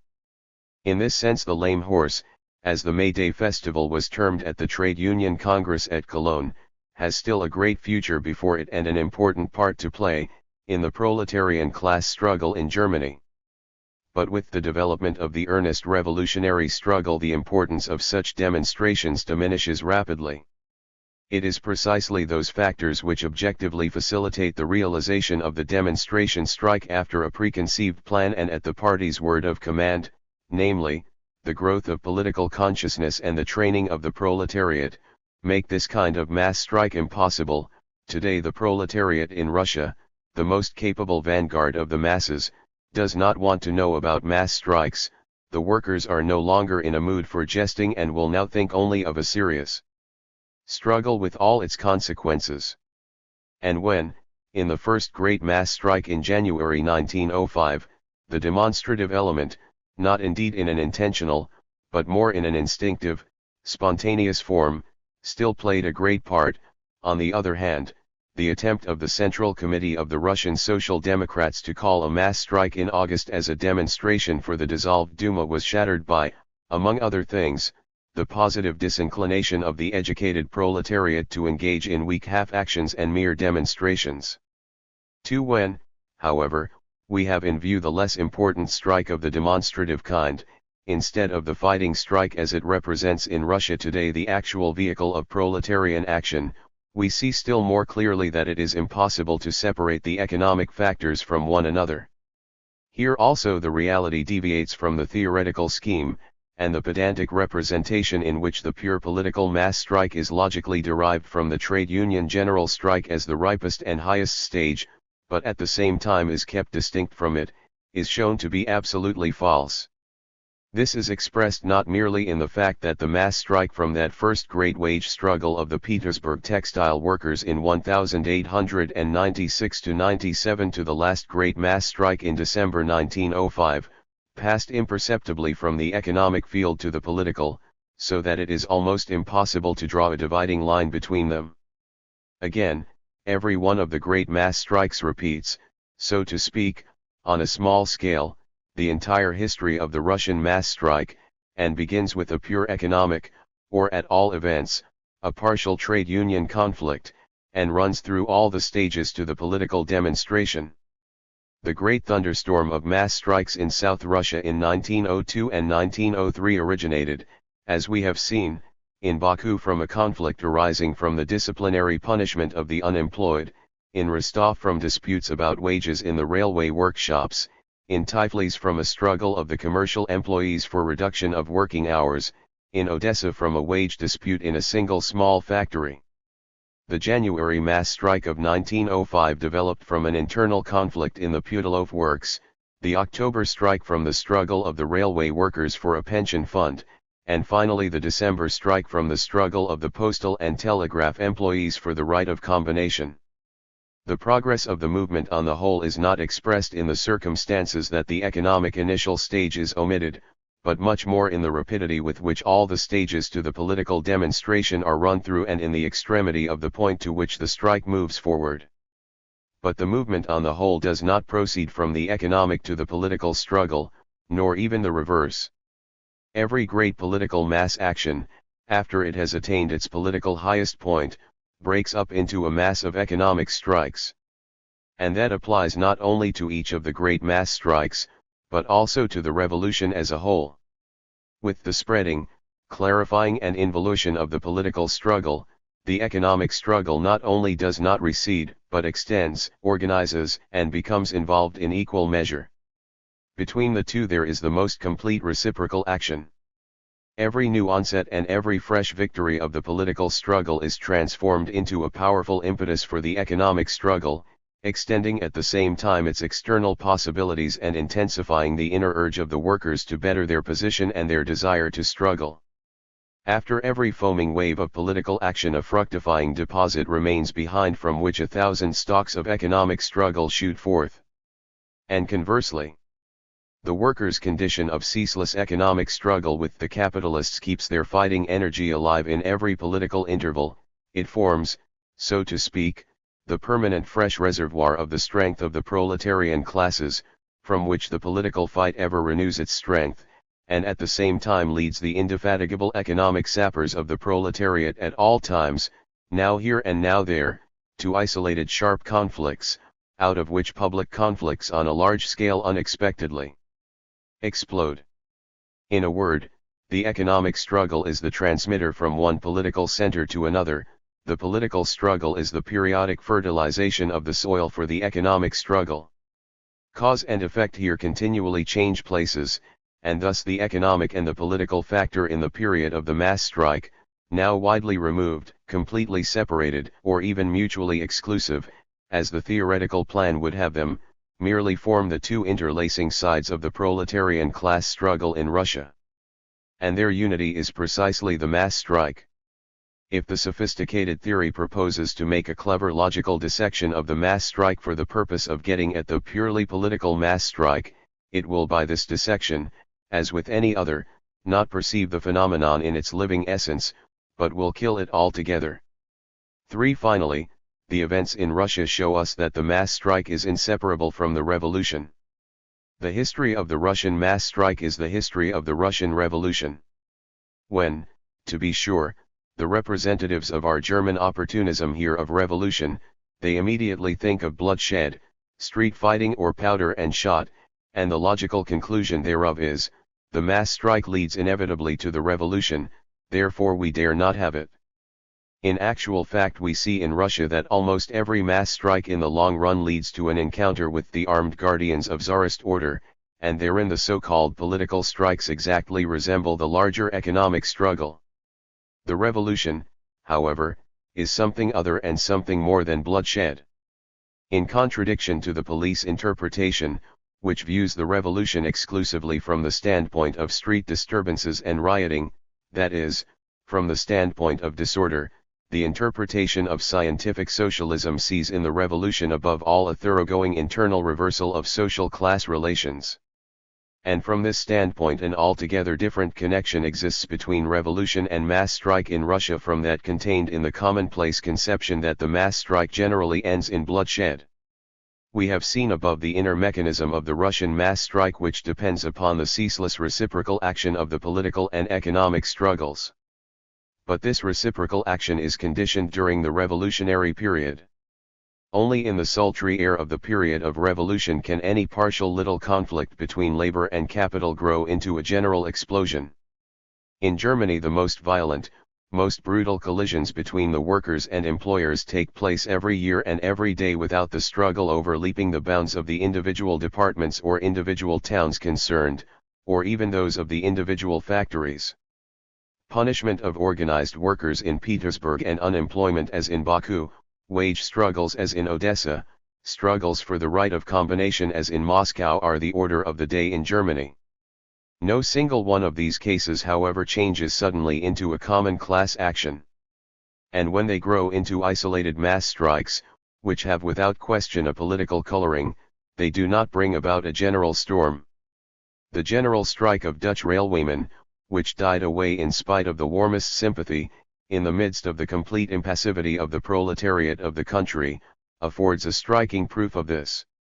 And conversely, only in the period of revolution, when the social foundations and the walls of the class society are shaken and subjected to a constant process of disarrangement, any political class action of the proletariat can arouse from their passive condition in a few hours whole sections of the working class who have hitherto remained unaffected, and this is immediately and naturally expressed in a stormy economic struggle. The worker, suddenly aroused to activity by the electric shock of political action, immediately seizes the weapon lying nearest his hand for the fight against his condition of economic slavery. The stormy gesture of the political struggle causes him to feel with unexpected intensity the weight and the pressure of his economic chains. And while, for example, the most violent political struggle in Germany, the electoral struggle or the parliamentary struggle on the customs tariff, exercised a scarcely perceptible direct influence upon the course and the intensity of the wage struggles being conducted at the same time in Germany, Every political action of the proletariat in Russia immediately expresses itself in the extension of the area and the deepening of the intensity of the economic struggle. The revolution thus first creates the social conditions in which this sudden change of the economic struggle into the political and of the political struggle into the economic is possible, a change which finds its expression in the mass strike. And if the vulgar scheme sees the connection between mass strike and revolution only in bloody street encounters with which the mass strikes conclude, a somewhat deeper look into the Russian events shows an exactly opposite connection. In reality, the mass strike does not produce the revolution, but the revolution produces the mass strike. For it is sufficient in order to comprehend the foregoing to obtain an explanation of the question of the conscious direction and initiative in the mass strike.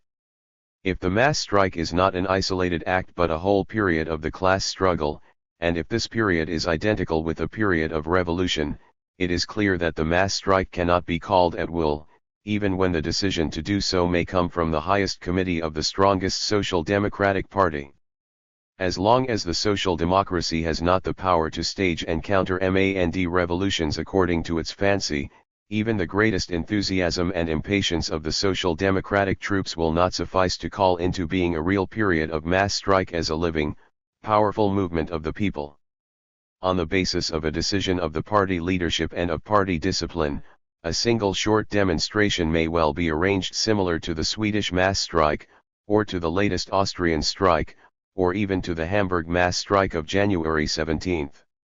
These demonstrations, however, differ from an actual period of revolutionary mass strikes in exactly the same way that the well-known demonstrations in foreign ports during a period of strained diplomatic relations differ from a naval war. A mass strike born of pure discipline and enthusiasm will, at best, merely play the role of an episode, of a symptom of the fighting mood of the working class upon which, however, the conditions of a peaceful period are reflected. Of course, even during the revolution, mass strikes do not exactly fall from heaven. They must be brought about in some way or another by the workers. The resolution and determination of the workers also play a part, and indeed the initiative and the wider direction naturally fall to the share of the organized and most enlightened kernel of the proletariat. But the scope of this initiative and this direction, for the most part, is confined to application to individual acts, to individual strikes, when the revolutionary period is already begun, and indeed, in most cases, is confined within the boundaries of a single town. Thus, for example, as we have seen, the Social Democrats have already, on several occasions, successfully issued a direct summons for a mass strike in Baku, in Warsaw, in Lodz, and in Petersburg. But this succeeds much less frequently when applied to general movements of the whole proletariat. Further, there are quite definite limits set to initiative and conscious direction. During the revolution it is extremely difficult for any directing organ of the proletarian movement to foresee and to calculate which occasions and factors can lead to explosions and which cannot. Here also initiative and direction do not consist in issuing commands according to one's inclinations, but in the most adroit adaptability to the given situation, and the closest possible contact with the mood of the masses. The element of spontaneity, as we have seen, plays a great part in all Russian mass strikes without exception, be it as a driving force or as a restraining influence. This does not occur in Russia, however, because social democracy is still young or weak, but because in every individual act of the struggle so very many important economic, political, and social, general and local, material and psychical, factors react upon one another in such a way that no single act can be arranged and resolved as if it were a mathematical problem. The revolution, even when the proletariat, with the Social Democrats at their head, appear in the leading role, is not a maneuver of the proletariat in the open field, but a fight in the midst of the incessant crashing, displacing, and crumbling of the social foundation. In short, in the mass strikes in Russia the element of spontaneity plays such a predominant part, not because the Russian proletariat are uneducated, but because revolutions do not allow anyone to play the schoolmaster with them. On the other hand, we see in Russia that the same revolution which rendered the Social Democrats' command of the mass strike so difficult, and which struck the conductor's baton from, or pressed into, their hand at all times in such a comical fashion, we see that it resolved of itself all those difficulties of the mass strike which, in the theoretical scheme of German discussion, are regarded as the chief concern of the directing body, the question of provisioning, discovery of cost, and sacrifice. It goes without saying that it does not resolve them in the way that they would be resolved in a quiet confidential discussion between the higher directing committees of the labor movement, the members sitting pencil in hand. The regulation of all these questions consists in the circumstance that the revolution brings such an enormous mass of people upon the stage that any computation or regulation of the cost of the movement such as can be effected in a civil process, appears to be an altogether hopeless undertaking. The leading organizations in Russia certainly attempt to support the direct victims to the best of their ability. Thus, for example, the brave victims of the gigantic lockout in St. Petersburg, which followed upon the 8-hour day campaign, were supported for weeks. But all these measures are, in the enormous balance of the revolution, but as a drop in the ocean. At the moment that a real, earnest period of mass strikes begins, all these calculations of cost become merely projects for exhausting the ocean with a tumbler. And it is a veritable ocean of frightful privations and sufferings which is brought by every revolution to the proletarian masses. And the solution which a revolutionary period makes of this apparently invincible difficulty consists in the circumstances that such an immense volume of mass idealism is simultaneously released that the masses are insensible to the bitterest sufferings. With the psychology of a trade unionist who will not stay off his work on May Day unless he is assured in advance of a definite amount of support in the event of his being victimized, neither revolution nor mass strike can be made. But in the storm of the revolutionary period even the proletarian is transformed from a provident paterfamilias demanding support, into a revolutionary romanticist, for whom even the highest good, life itself, to say nothing of material well-being, possesses but little in comparison with the ideals of the struggle. If, however, the direction of the mass strike in the sense of command over its origin, and in the sense of the calculating and reckoning of the cost, is a matter of the revolutionary period itself, the directing of the mass strike becomes, in an altogether different sense, the duty of social democracy and its leading organs. Instead of puzzling their heads with the technical side, with the mechanism, of the mass strike, the Social Democrats are called upon to assume political leadership in the midst of the revolutionary period. To give the cue for, and the direction to, the fight, to so regulate the tactics of the political struggle in its every phase and at its every moment that the entire sum of the available power of the proletariat which is already released and active, will find expression in the battle array of the party, to see that the tactics of the Social Democrats are decided according to their resoluteness and acuteness and that they never fall below the level demanded by the actual relations of forces, but rather rise above it. That is the most important task of the directing body in a period of mass strikes. And this direction changes of itself, to a certain extent, into technical direction. A consistent, resolute, progressive tactic on the part of the Social Democrats produces in the masses a feeling of security, self-confidence, and desire for struggle. A vacillating weak tactic, based on an underestimation of the proletariat, has a crippling and confusing effect upon the masses. In the first case mass strikes break out of themselves and opportunely, in the second case they remain ineffective amidst direct summonses of the directing body to mass strikes. And of both the Russian Revolution affords striking examples. V. Lessons of the working class movement in Russia applicable to Germany.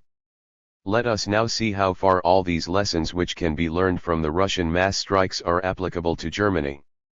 The social and political conditions, the history and status of the labor movement are widely different in Germany and Russia. At first sight the inner law of the Russian mass strikes as sketched above may appear to be solely the product of specifically Russian conditions which need not be taken into account by the German proletariat.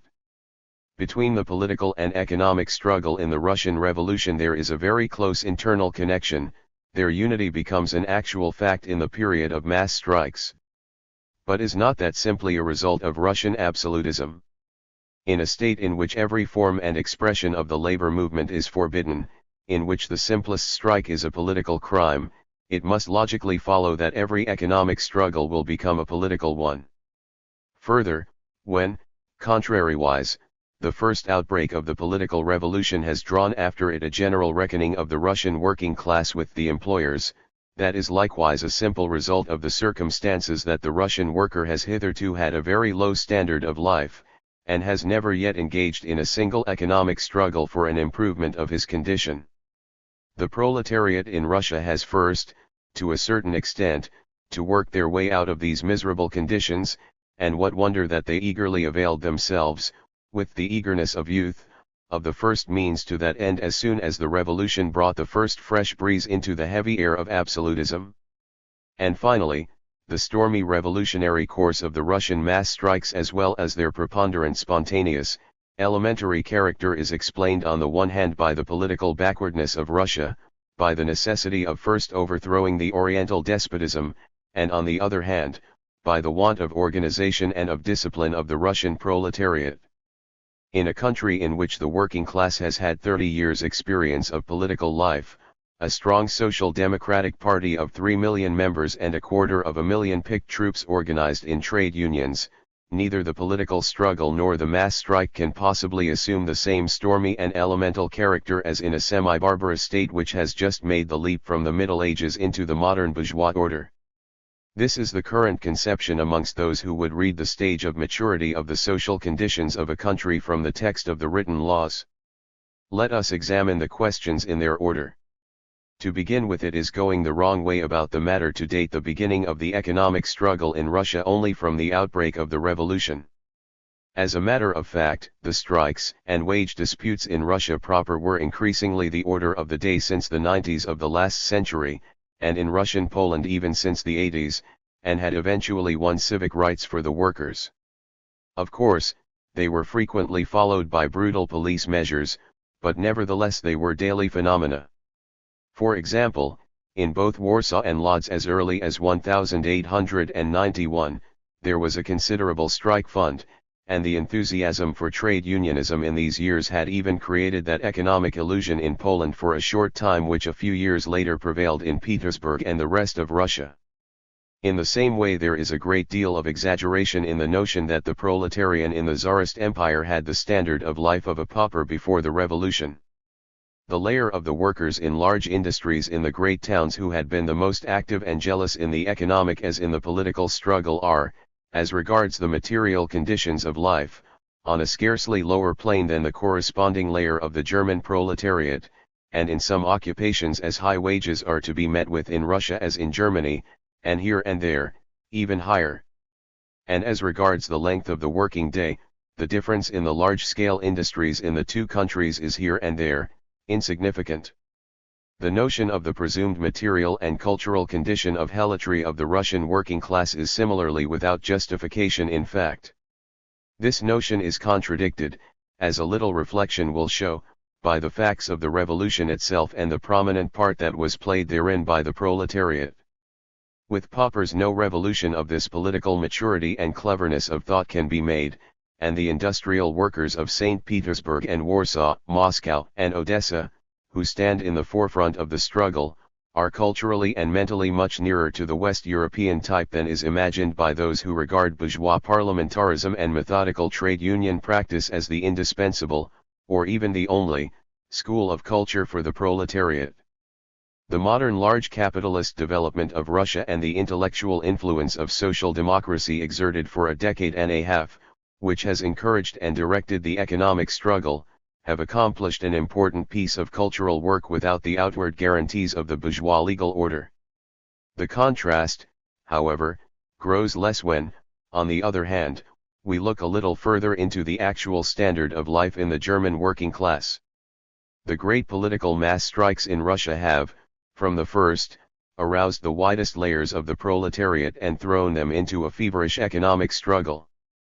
But are there not in Germany whole unenlightened sections amongst the workers to which the warm light of the trade unions has hitherto scarcely penetrated, whole layers which up to the present have never attempted, or vainly attempted, to raise themselves out of their social helotry by means of daily wage struggles? Let us consider the poverty of the miners.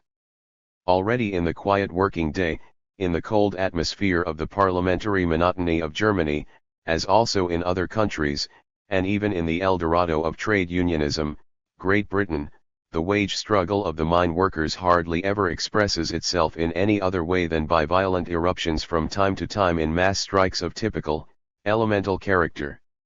This only shows that the antagonism between labor and capital is too sharp and violent to allow of its crumbling away in the form of quiet systematic, partial trade union struggles. The misery of the miners, with its eruptive soil which even in normal times is a storm center of the greatest violence, must immediately explode, in a violent economic socialist struggle, with every great political mass action of the working class, with every violent sudden jerk which disturbs the momentary equilibrium of everyday social life. Let us take further, the case of the poverty of the textile workers.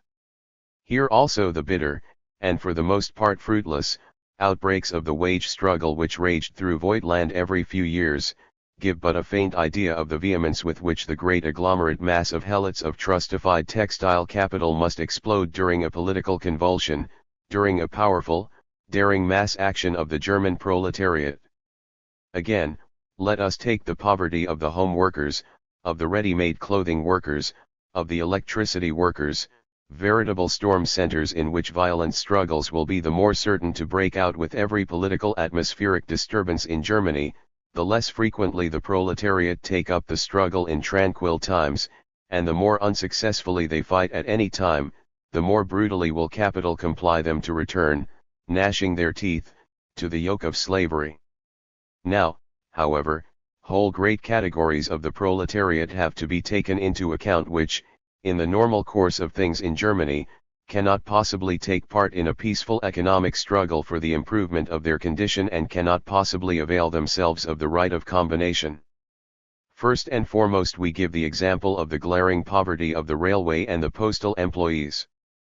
For these government workers there exist Russian conditions in the midst of the parliamentary constitutional state of Germany, that is to say, Russian conditions as they existed only before the revolution, during the untroubled splendor of absolutism.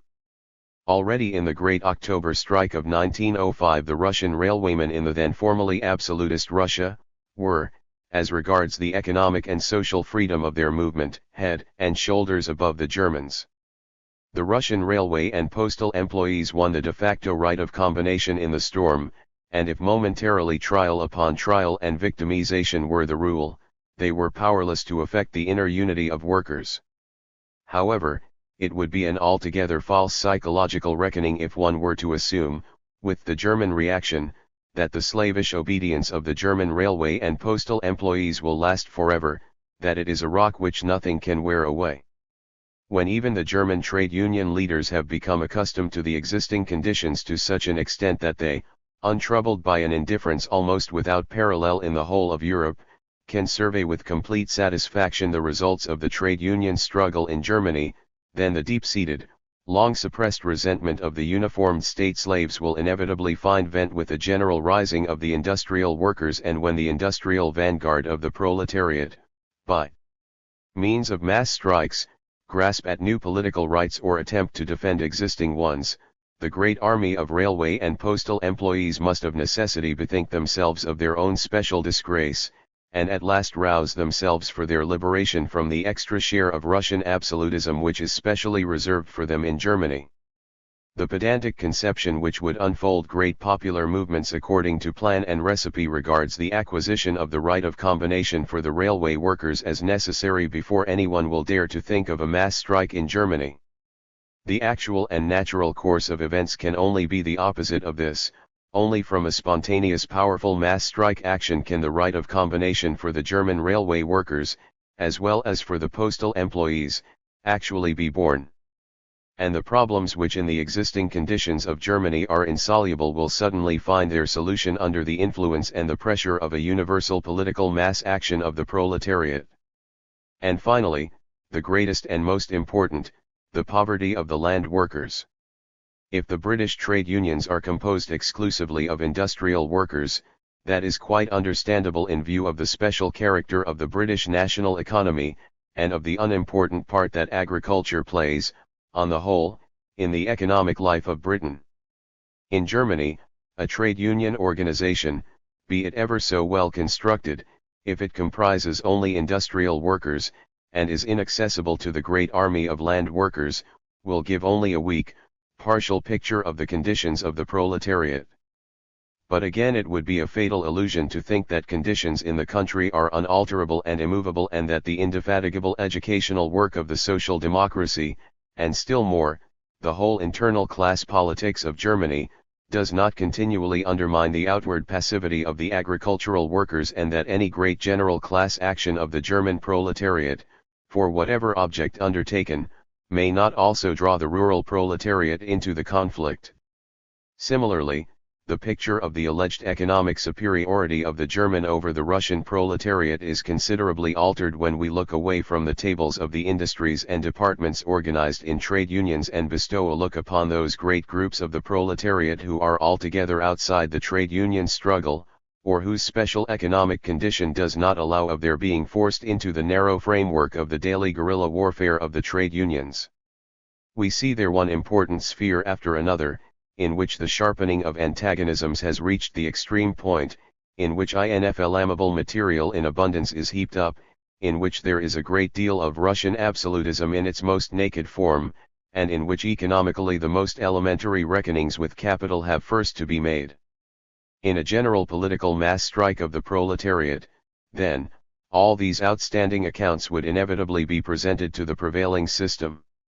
An artificially arranged demonstration of the urban proletariat, taking place once, a mere mass strike action arising out of discipline, and directed by the conductor's baton of a party executive, could therefore leave the broad masses of the people cold and indifferent.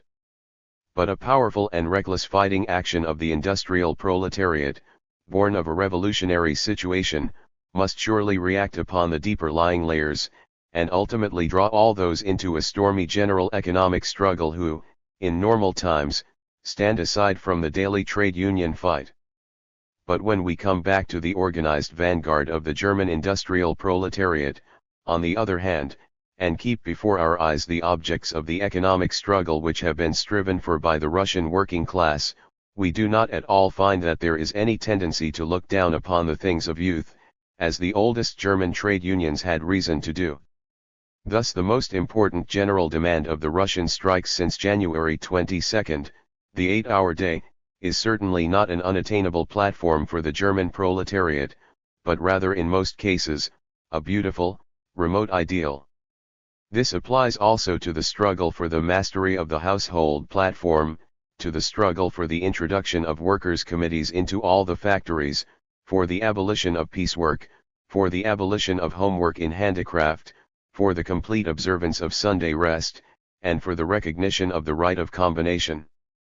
Yes, on closer inspection, all the economic objects of struggle of the Russian proletariat are also for the German proletariat very real, and touch a very sore spot in the life of the workers. It therefore inevitably follows that the pure political mass strike, which is operated with for preference, is, in Germany, a mere lifeless theoretical plan. If the mass strikes result, in a natural way from a strong revolutionary ferment, they will equally naturally, exactly as in Russia, change into a whole period of elementary, economic struggles. The fears of the trade union leaders, therefore, that the struggle for economic interests in a period of stormy political strife, in a period of mass strikes, can simply be pushed aside and suppressed, rest upon an utterly baseless, schoolboy conception of the course of events. A revolutionary period in Germany would also so alter the character of the trade union struggle and develop its potentialities to such an extent that the present guerrilla warfare of the trade unions would be child's play in comparison. And on the other hand, from this elementary economic tempest of mass strikes, the political struggle would always derive new impetus and fresh strength. The reciprocal action of economic and political struggle, which is the mainspring of present-day strikes in Russia, and at the same time the regulating mechanism of the revolutionary action of the proletariat, would also naturally result in Germany from the conditions themselves. 6. Cooperation of organized and unorganized workers necessary for victory.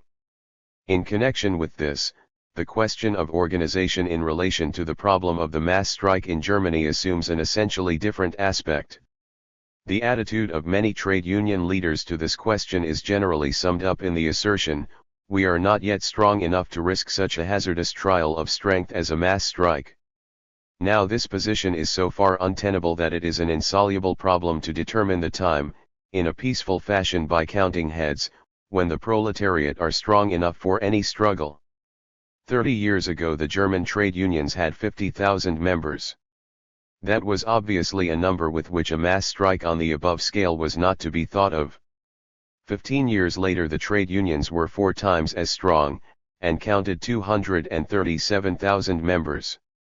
If, however, the present trade union leaders had been asked at the time if the organization of the proletariat was then sufficiently ripe for a mass strike, they would assuredly have replied that it was still far from it and that the number of those organized in trade unions would first have to be counted by millions. Today the number of trade unionists already runs into the 2nd million, but the views of the leaders are still exactly the same, and may very well be the same to the end. The tacit assumption is that the entire working class of Germany, down to the last man and the last woman, must be included in the organization before it is strong enough to risk a mass action, which then, according to the old formula, would probably be represented as superfluous. This theory is nevertheless absolutely utopian, for the simple reason that it suffers from an internal contradiction, that it goes in a vicious circle. Before the workers can engage in any direct class struggle they must all be organized. The circumstances, the conditions, of capitalist development and of the bourgeois state make it impossible that, in the normal course of things, without stormy class struggles, certain sections, and these the greatest, the most important, the lowest, and the most oppressed by capital, and by the state, can be organized at all. We see even in Britain, which has had a whole century of indefatigable trade union effort without any disturbances, except at the beginning in the period of the Chartist movement, without any romantic revolutionary errors or temptations, it has not been possible to do more than organize a minority of the better paid sections of the proletariat. On the other hand, the trade unions, like all fighting organizations of the proletariat, cannot permanently maintain themselves in any other way than by struggle, and that not struggles of the same kind as the war between the frogs and the mice in the stagnant waters of the bourgeois parliamentary period, but struggle in the troubled revolutionary periods of the mass strike. The rigid, mechanical bureaucratic conception cannot conceive of the struggle save as the product of organization at a certain stage of its strength. On the contrary, the living, dialectical explanation makes the organization arise as a product of the struggle. We have already seen a grandiose example of this phenomenon in Russia, where a proletariat almost wholly unorganized created a comprehensive network of organizational appendages in a year and a half of stormy revolutionary struggle. Another example of this kind is furnished by the history of the German unions. In the year 1878 the number of trade union members amounted to 50,000. According to the theory of the present-day trade union leaders, this organization, as stated above, was not nearly strong enough to enter upon a violent political struggle. The German trade unions, however, weak as they were at the time, did take up the struggle, namely the struggle against the anti-socialist law, and showed that they were strong enough, not only to emerge victorious from the struggle, but to increase their strength fivefold. In 1891, after the repeal of the anti-socialist laws, their membership was 277,659. It is true that the methods by which the trade unions conquered in the struggle against the anti-socialist laws do not correspond to the ideal of a peaceful, bee-like, uninterrupted process. They went first into the fight absolutely in ruins, to rise again on the next wave and to be born anew. But this is precisely the specific method of growth corresponding to the proletarian class organizations, to be tested in the struggle and to go forth from the struggle with increased strength. On a closer examination of German conditions and of the condition of the different sections of the working class, it is clear that the coming period of stormy political mass struggles will not bring the dreaded, threatening downfall of the German trade unions, but on the contrary, will open up hitherto unsuspected prospects of the extension of their sphere of power, an extension that will proceed rapidly by leaps and bounds. But the question has still another aspect. The plan of undertaking mass strikes as a serious political class action with organized workers only is absolutely hopeless. If the mass strike, or rather, mass strikes, and the mass struggle are to be successful, they must become a real people's movement, that is, the widest sections of the proletariat must be drawn into the fight. Already in the parliamentary form, the might of the proletarian class struggle rests not on the small, organized group but on the surrounding periphery of the revolutionary-minded proletariat. If the Social Democrats were to enter the electoral battle with their few 100,000 organized members alone, they would condemn themselves to futility. And although it is the tendency of social democracy wherever possible to draw the whole great army of its voters into the party organization, its mass of voters after 30 years' experience of social democracy is not increased through the growth of the party organization, but on the contrary, the new sections of the proletariat, won for the time being through the electoral struggle, are the fertile soil for the subsequent seed of organization. Here the organization does not supply the troops of the struggle, but the struggle, in an ever-growing degree, supplies recruits for the organization. In a much greater degree does this obviously apply to direct political mass action than to the parliamentary struggle. If the Social Democrats, as the organized nucleus of the working class, are the most important vanguard of the entire body of the workers, and if the political clarity, the strength, and the unity of the labor movement flow from this organization, then it is not permissible to visualize the class movement of the proletariat as a movement of the organized minority. Every real, great class struggle must rest upon the support and cooperation of the widest masses, and a strategy of class struggle which does not reckon with this cooperation, which is based upon the idea of the finely stage-managed march out of the small, well-trained part of the proletariat, is foredoomed to be a miserable fiasco. Mass strikes and political mass struggles cannot, therefore, possibly be carried through in Germany by the organized workers alone, nor can they be appraised by regular direction from the central committee of a party. In this case, again, exactly as in Russia, they depend not so much upon discipline and training and upon the most careful possible regulation beforehand of the questions of support and cost, as upon a real revolutionary, determined class action, which will be able to win and draw into the struggle the widest circles of the unorganized workers, according to their mood and their conditions. The overestimate and the false estimate of the role of organizations in the class struggle of the proletariat is generally reinforced by the underestimate of the unorganized proletarian mass and of their political maturity. In a revolutionary period, in the storm of great unsettling class struggles, the whole educational effect of the rapid capitalist development and of social democratic influences first shows itself upon the widest sections of the people, of which, in peaceful times, the tables of the organized, and even election statistics, give only a faint idea. We have seen that in Russia, in about 2 years a great general action of the proletariat can forthwith arise from the smallest partial conflict of the workers with the employers, from the most insignificant act of brutality of the government organs.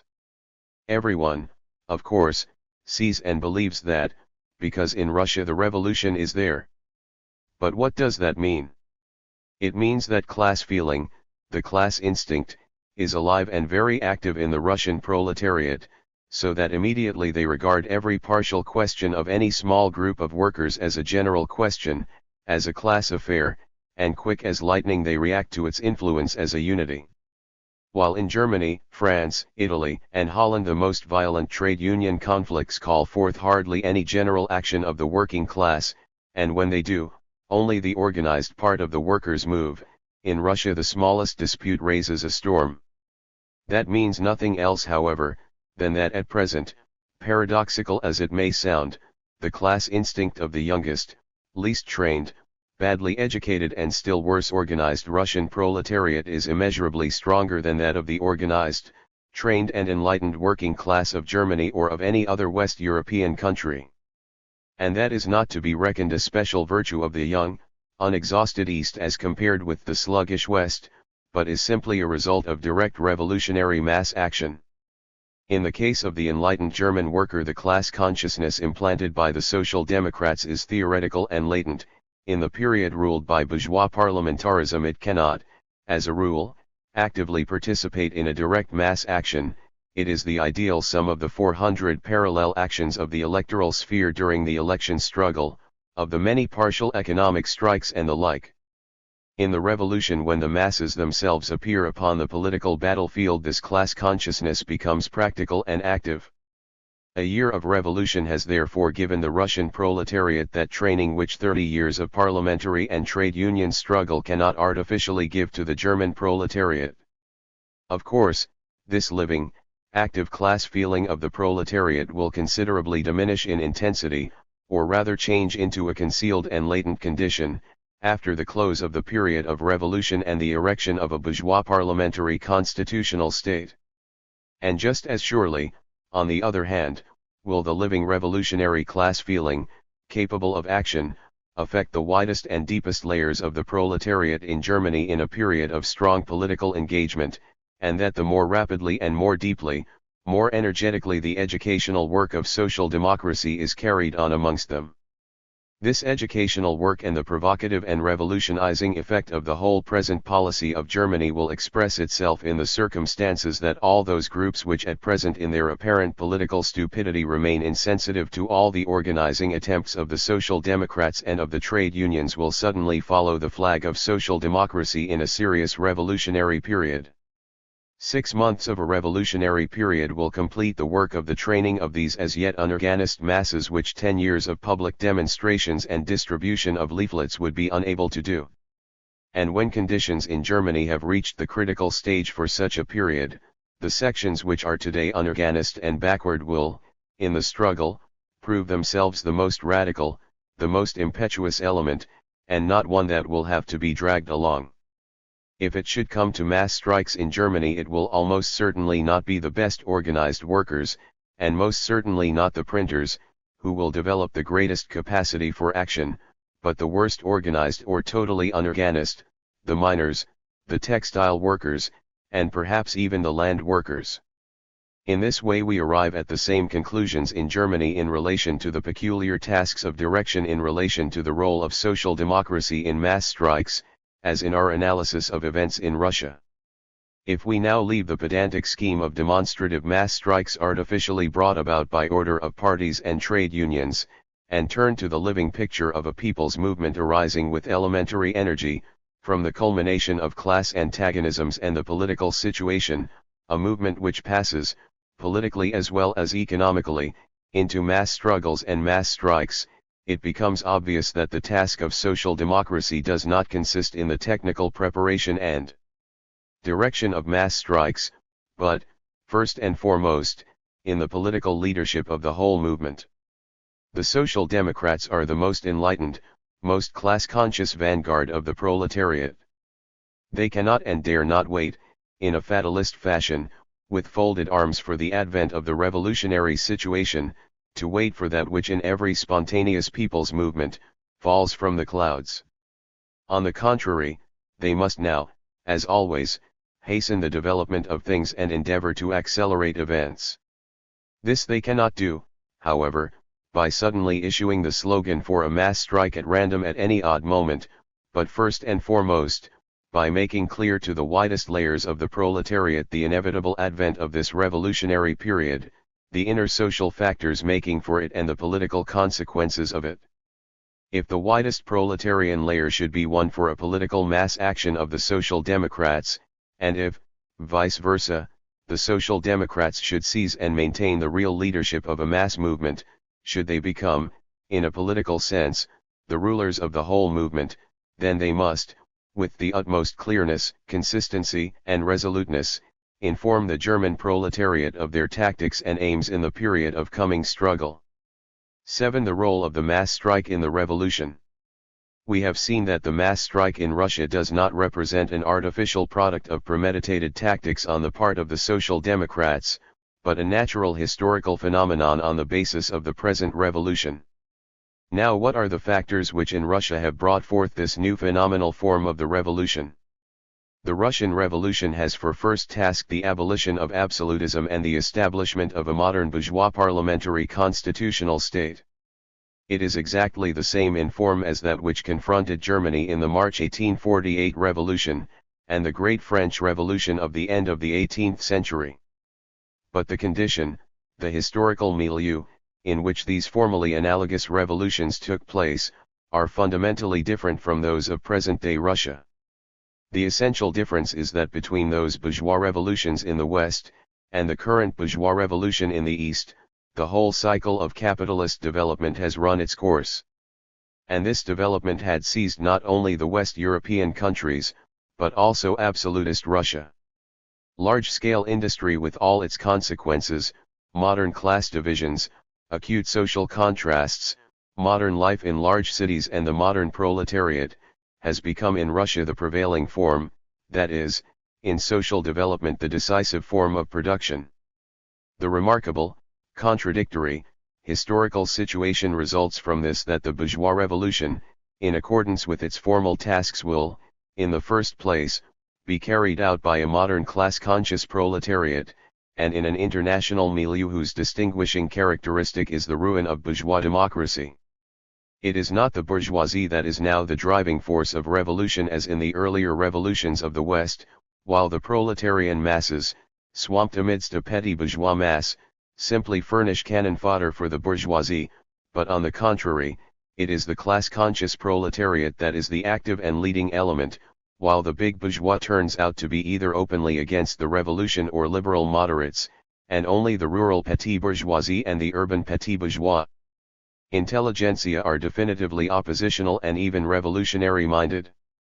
The Russian proletariat, however, who are destined to play the leading part in the bourgeois revolution, enter the fight free from all illusions of bourgeois democracy, with a strongly developed consciousness of their own specific class interests, and at a time when the antagonism between capital and labor has reached its height. This contradictory situation finds expression in the fact that in this formally bourgeois revolution, the antagonism of bourgeois society to absolutism is governed by the antagonism of the proletariat to bourgeois society, that the struggle of the proletariat to bourgeois society is directed simultaneously and with equal energy against both absolutism and capitalist exploitation, and that the program of the revolutionary struggle concentrates with equal emphasis on political freedom, the winning of the 8-hour day, and a human standard of material existence for the proletariat. This twofold character of the Russian Revolution is expressed in that close union of the economic with the political struggle and in their mutual interaction which we have seen is a feature of the Russian events and which finds its appropriate expression in the mass strike. In the earlier bourgeois revolution where, on the one hand, the political training and the leadership of the revolutionary masses were undertaken by the bourgeois parties, and where, on the other hand, it was merely a question of overthrowing the old government, the brief battle at the barricades was the appropriate form of the revolutionary struggle.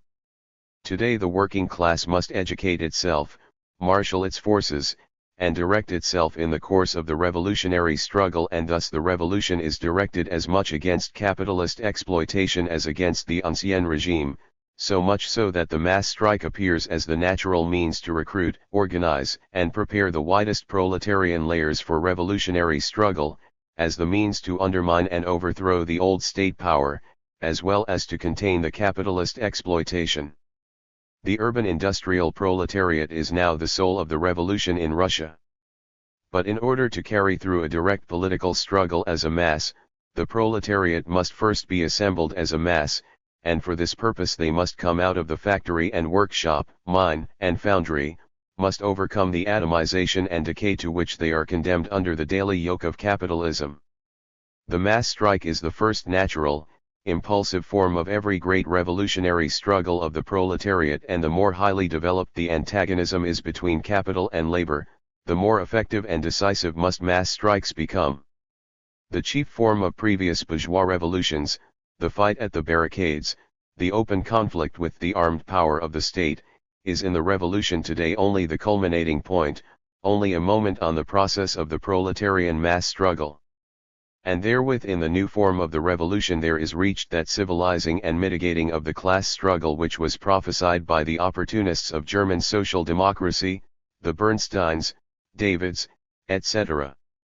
It is true that these men saw the desired civilizing and mitigating of the class struggle in the light of petty bourgeois democratic illusions. They believed that the class struggle would shrink to an exclusively parliamentary contest and that street fighting would simply be done away with. History has found the solution in a deeper and finer fashion, in the advent of revolutionary mass strikes, which, of course, in no way replaces brutal street fights or renders them unnecessary, but which reduces them to a moment in the long period of political struggle, and which at the same time unites with the revolutionary period and enormous cultural work in the most exact sense of the words, the material and intellectual elevation of the whole working class through the civilizing of the barbaric forms of capitalist exploitation. The mass strike is thus shown to be not a specifically Russian product, springing from absolutism, but a universal form of the proletarian class struggle resulting from the present stage of capitalist development and class relations. From this standpoint the three bourgeois revolutions, the Great French Revolution, the German Revolution of March, and the present Russian Revolution, form a continuous chain of development in which the fortunes and the end of the capitalist century are to be seen. In the Great French Revolution the still wholly underdeveloped internal contradictions of bourgeois society gave scope for a long period of violent struggles, in which all the antagonisms which first germinated and ripened in the heat of the revolution raged unhindered and unrestrained in a spirit of reckless radicalism. A century later the revolution of the German bourgeoisie, which broke out midway in the development of capitalism, was already hampered on both sides by the antagonism of interests and the equilibrium of strength between capital and labor, and was smothered in a bourgeois feudal compromise, and shortened to a miserable episode ending in words. Another half-century, and the present Russian Revolution stands at a point of the historical path which is already over the summit, which is on the other side of the culminating point of capitalist society, at which the bourgeois revolutions cannot again be smothered by the antagonism between bourgeoisie and proletariat, but will, on the contrary, expand into a new lengthy period of violent social struggles, at which the balancing of the account with absolutism appears a trifle in comparison with the many new accounts which the revolution itself opens up. The present revolution realizes in the particular affairs of absolutist Russia the general results of international capitalist development, and appears not so much as the last successor of the old bourgeois revolutions as the forerunner of the new series of proletarian revolutions of the West. The most backward country of all, just because it has been so unpardonably late with its bourgeois revolution, shows ways and methods of further class struggle to the proletariat of Germany and the most advanced capitalist countries. Accordingly it appears, when looked at in this way, to be entirely wrong to regard the Russian Revolution as a grandiose spectacle, as something specifically Russian, and at best to admire the heroism of the fighting men, that is, as outside onlookers of the struggle. It is much more important that the German workers should learn to look upon the Russian Revolution as their own affair, not merely as a matter of international solidarity with the Russian proletariat, but first and foremost, as a chapter of their own social and political history. Those trade union leaders and parliamentarians who regard the German proletariat as too weak and German conditions as not ripe enough for revolutionary mass struggles, have obviously not the least idea that the measure of the degree of ripeness of class relations in Germany and of the power of the proletariat does not lie in the statistics of German trade unionism or in election figures, but in the events of the Russian Revolution. Exactly as the ripeness of French class antagonisms under the July Monarchy and the June Battle of Paris was reflected in the German March Revolution, in its course and its fiasco, so today the ripeness of German class antagonisms is reflected in the events and in the power of the Russian Revolution. And while the bureaucrats of the German labor movement rummage in their office drawers for information as to their strength and maturity, they do not see that that for which they seek is lying before their eyes in a great historical revolution, because, historically considered, the Russian Revolution is a reflex of the power and the maturity of the international, and therefore in the first place, of the German labor movement. It would therefore be a too pitiable and grotesquely insignificant result of the Russian Revolution if the German proletariat should merely draw from it the lesson, as is desired by comrades from Elm and others, of using the extreme form of the struggle, the mass strike, and so weaken themselves as to be merely a reserve force in the event of the withdrawal of the parliamentary vote, and therefore a passive means of parliamentary defensive. When the parliamentary vote is taken from us, there we will resist. That is a self-evident decision.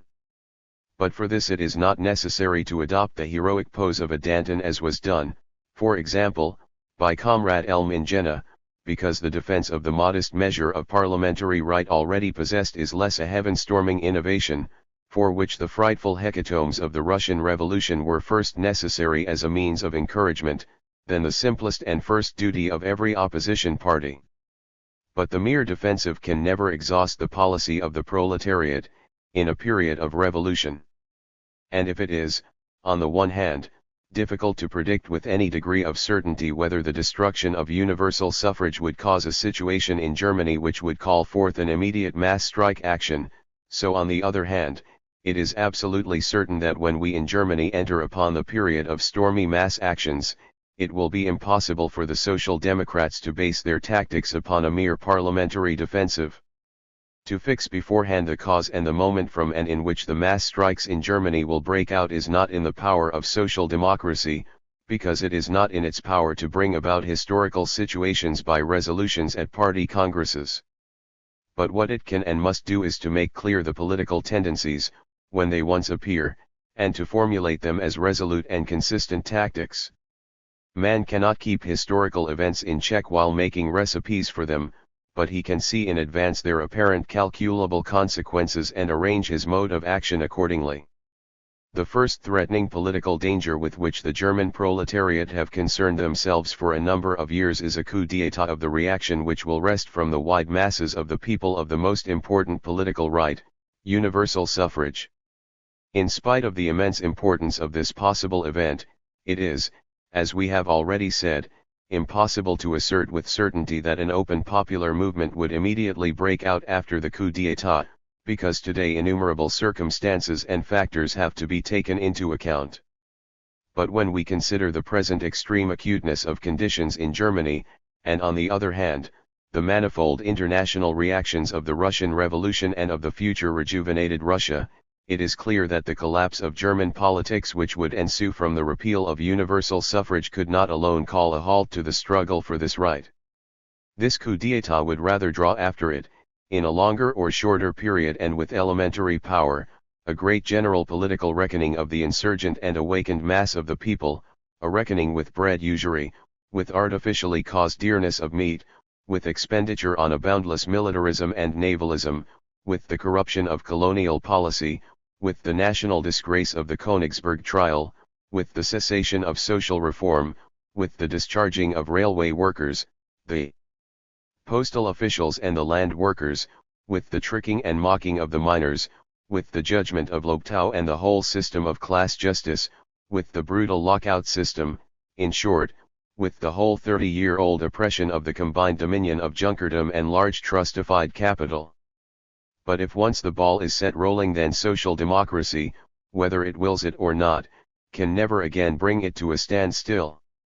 The opponents of the mass strike are in the habit of denying that the lessons and examples of the Russian Revolution can be a criterion for Germany because, in the first place, in Russia the great step must first be taken from an oriental despotism to a modern bourgeois legal order. The formal distance between the old and the new political order is said to be a sufficient explanation of the vehemence and the violence of the revolution in Russia. In Germany we have long had the most necessary forms and guarantees of a constitutional state, from which it follows that such an elementary raging of social antagonisms is impossible here. Those who speculate thus forget that in Germany, when it once comes to the outbreak of open political struggles, even the historically determined goal will be quite different from that in Russia today. Precisely because the bourgeois legal order in Germany has existed for a long time, because therefore it has had time to completely exhaust itself and to draw to an end, because bourgeois democracy and liberalism have had time to die out, because of this there can no longer be any talk of a bourgeois revolution in Germany. And therefore in a period of open political popular struggles in Germany, the last historically necessary goal can only be the dictatorship of the proletariat. The distance, however, of this task from the present conditions of Germany is still greater than that of the bourgeois legal order from Oriental despotism, and therefore, the task cannot be completed at one stroke, but must similarly be accomplished during a long period of gigantic social struggles. But is there not a gross contradiction in the picture we have drawn? On the one hand, it means that in an eventual future period of political mass action the most backward layers of the German proletariat, the land workers, the railwaymen, and the postal slaves, will first of all win the right of combination, and that the worst excrescences of exploitation must first be removed, and on the other hand, the political task of this period is said to be the conquest of power by the proletariat. On the one hand, economic, trade union struggles for the most immediate interests, for the material elevation of the working class, on the other hand the ultimate goal of social democracy. Certainly these are great contradictions, but they are not contradictions due to our reasoning, but contradictions due to capitalist development. It does not proceed in a beautiful straight line but in a lightning-like zigzag. Just as the various capitalist countries represent the most varied stages of development, so within each country the different layers of the same working class are represented. But history does not wait patiently till the backward countries, and the most advanced layers have joined together so that the whole mass can move symmetrically forward like a compact column. It brings the best prepared parts to explosion as soon as conditions there are ripe for it, and then in the storm of the revolutionary period, lost ground is recovered, unequal things are equalized, and the whole pace of social progress changed at one stroke to the double quick. Just as in the Russian Revolution all the grades of development and all the interests of the different layers of workers are united in the social democratic program of the revolution, and the innumerable partial struggles united in the great common class action of the proletariat, so will it also be in Germany when the conditions are ripe for it. And the task of social democracy will then be to regulate its tactics, not by the most backward phases of development but by the most advanced. 8. Need for united action of trade unions and social democracy. The most important desideratum which is to be hoped for from the German working class in the period of great struggles which will come sooner or later is, after complete resoluteness and consistency of tactics, the utmost capacity for action, and therefore the utmost possible unity of the leading social democratic part of the proletarian masses. Meanwhile the first weak attempts at the preparation of great mass actions have discovered a serious drawback in this connection, the total separation and independence of the two organizations of the labor movement, the social democracy and the trade unions. It is clear on a closer consideration of the mass strikes in Russia as well as of the conditions in Germany itself, that any great mass action, if it is not confined to a mere one-day demonstration, but is intended to be a real fighting action, cannot possibly be thought of as a so-called political mass strike. In such an action in Germany the trade unions would be implicated as much as the Social Democrats. Not because the trade union leaders imagine that the Social Democrats, in view of their smaller organization, would have no other resources than the cooperation of 1.25 million trade unionists and without them would be unable to do anything, but because of a much more deep-lying motive, because every direct mass action of the period of open class struggles would be at the same time both political and economic. If in Germany, from any cause and at any time, it should come to great political struggles, to mass strikes, then at that time an era of violent trade union struggles would begin in Germany, and events would not stop to inquire whether the trade union leaders had given their consent to the movement or not. Whether they stand aside or endeavor to resist the movement, the result of their attitude will only be that the trade union leaders, like the party leaders in the analogous case, will simply be swept aside by the rush of events, and the economic and the political struggles of the masses will be fought out without them. As a matter of fact, the separation of the political and the economic struggle and the independence of each is nothing but an artificial product of the parliamentarian period, even if historically determined. On the one hand, in the peaceful, normal course of bourgeois society, the economic struggle is split into a multitude of individual struggles in every undertaking and dissolved in every branch of production. On the other hand, the political struggle is not directed by the masses themselves in a direct action, but in correspondence with the form of the bourgeois state, in a representative fashion, by the presence of legislative representation. As soon as a period of revolutionary struggle commences, that is, as soon as the masses appear on the scene of conflict, the breaking up the economic struggle into many parts, as well as the indirect parliamentary form of the political struggle ceases. In a revolutionary mass action the political struggle ceases. In a revolutionary mass action the political and economic struggle are one, and the artificial boundary between trade union and social democracy as two separate, wholly independent forms of the labor movement, is simply swept away. But what finds concrete expression in the revolutionary mass movement finds expression also in the parliamentary period as an actual state of affairs. There are not two different class struggles of the working class, an economic and a political one, but only one class struggle, which aims at one and the same time at the limitation of capitalist exploitation within bourgeois society, and at the abolition of exploitation together with bourgeois society itself.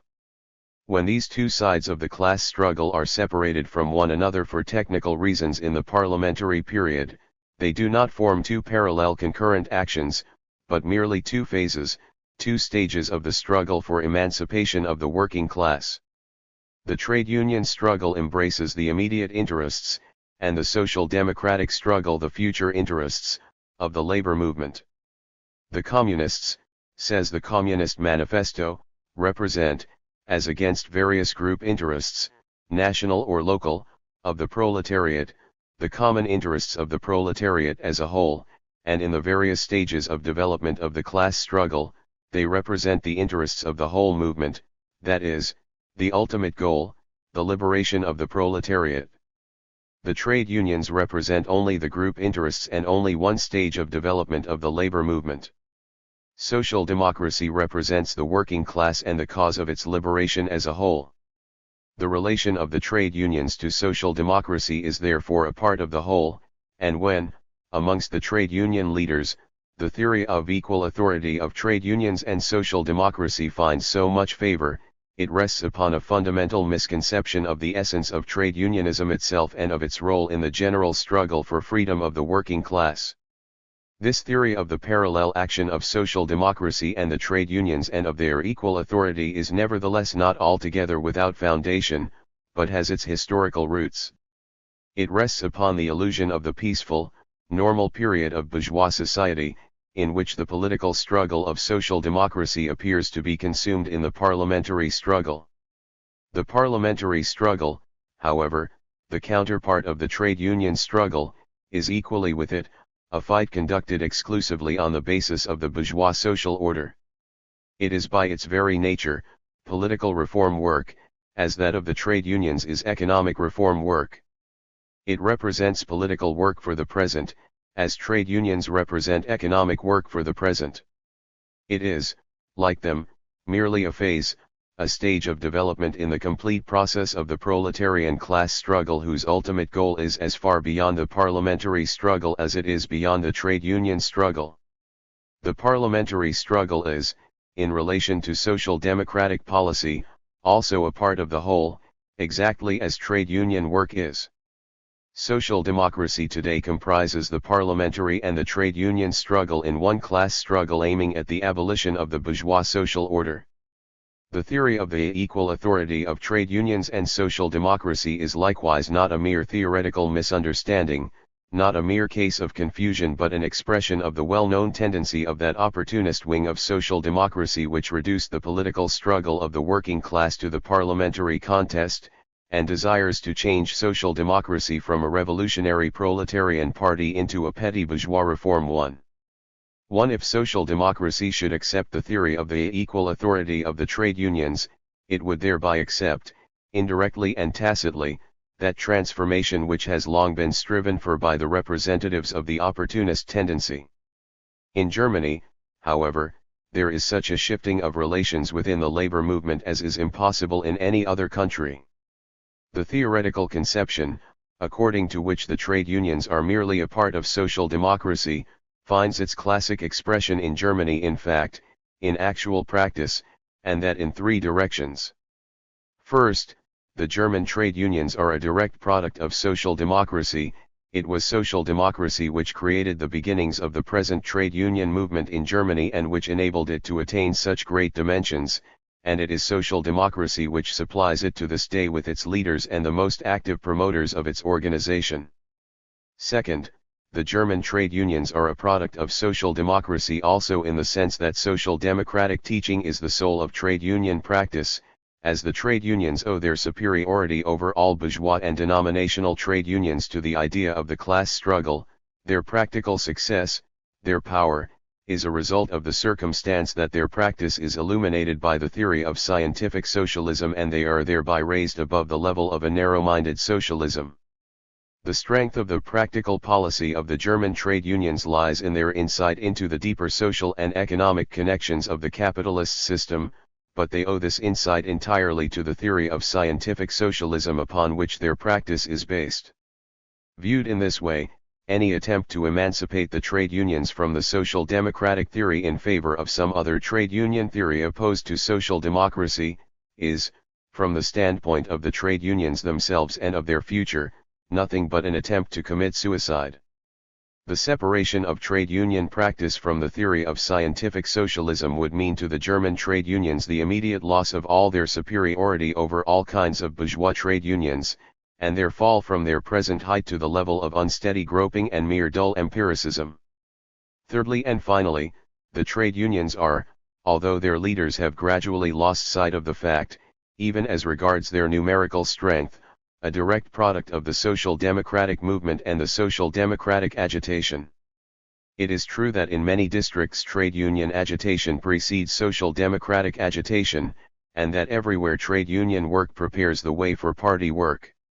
From the point of view of effect, party and trade unions assist each other to the fullest extent. But when the picture of the class struggle in Germany is looked at as a whole and its more deep-seated associations, the proportions are considerably altered. Many trade union leaders are in the habit of looking down triumphantly from the proud height of their membership of 1.25 million on the miserable organized members of the Social Democratic Party, not yet 500,000 strong, and of recalling the time, 10 or 12 years ago, when those in the ranks of social democracy were pessimistic as to the prospects of trade union development. They do see that between these two things, the large number of organized trade unionists and the small number of organized social democrats, there exists in a certain degree a direct causal connection. Thousands and thousands of workers do not join the party organizations precisely because they join the trade unions. According to the theory, all the workers must be doubly organized, must attend two kinds of meetings, pay double contributions, read two kinds of workers' papers, etc. But for this it is necessary to have a higher standard of intelligence and of that idealism which, from a pure feeling of duty to the labor movement, is prepared for the daily sacrifice of time and money, and finally, a higher standard of that passionate interest in the actual life of the party which can only be engendered by membership of the party organization.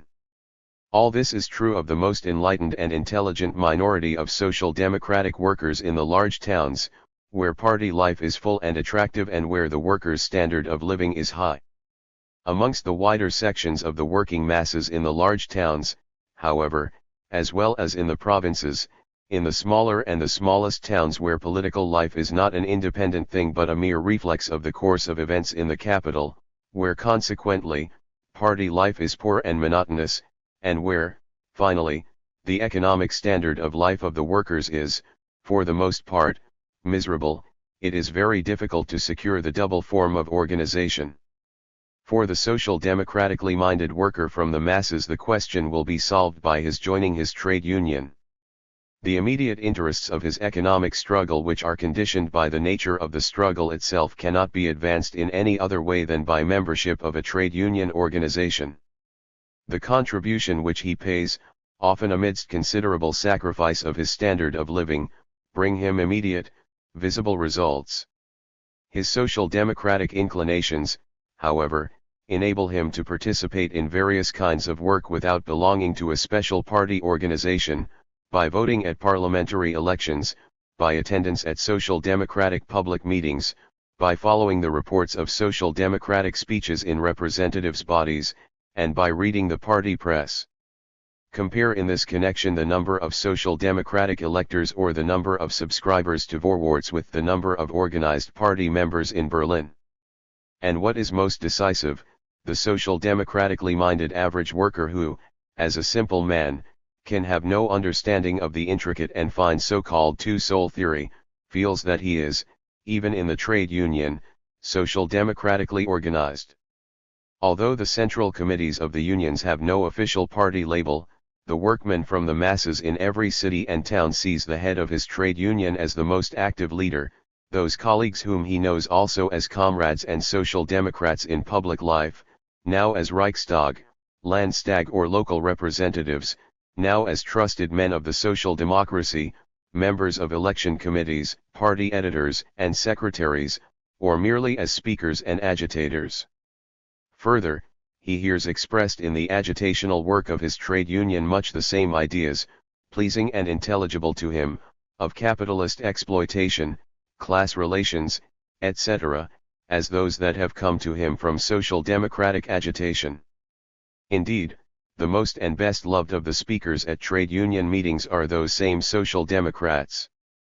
Thus everything combines to give the average class-conscious worker the feeling that he, in being organized in his trade union, is also a member of his Labor Party and is social democratically organized, and therein lies the peculiar recruiting strength of the German trade unions. Not because of the appearance of neutrality, but because of the social democratic reality of their being, have the central unions being enabled to attain their present strength. This is simply through the coexistence of the various unions, Catholic, Hirschdunker, etc., founded by bourgeois parties by which it was sought to establish the necessity for that political neutrality.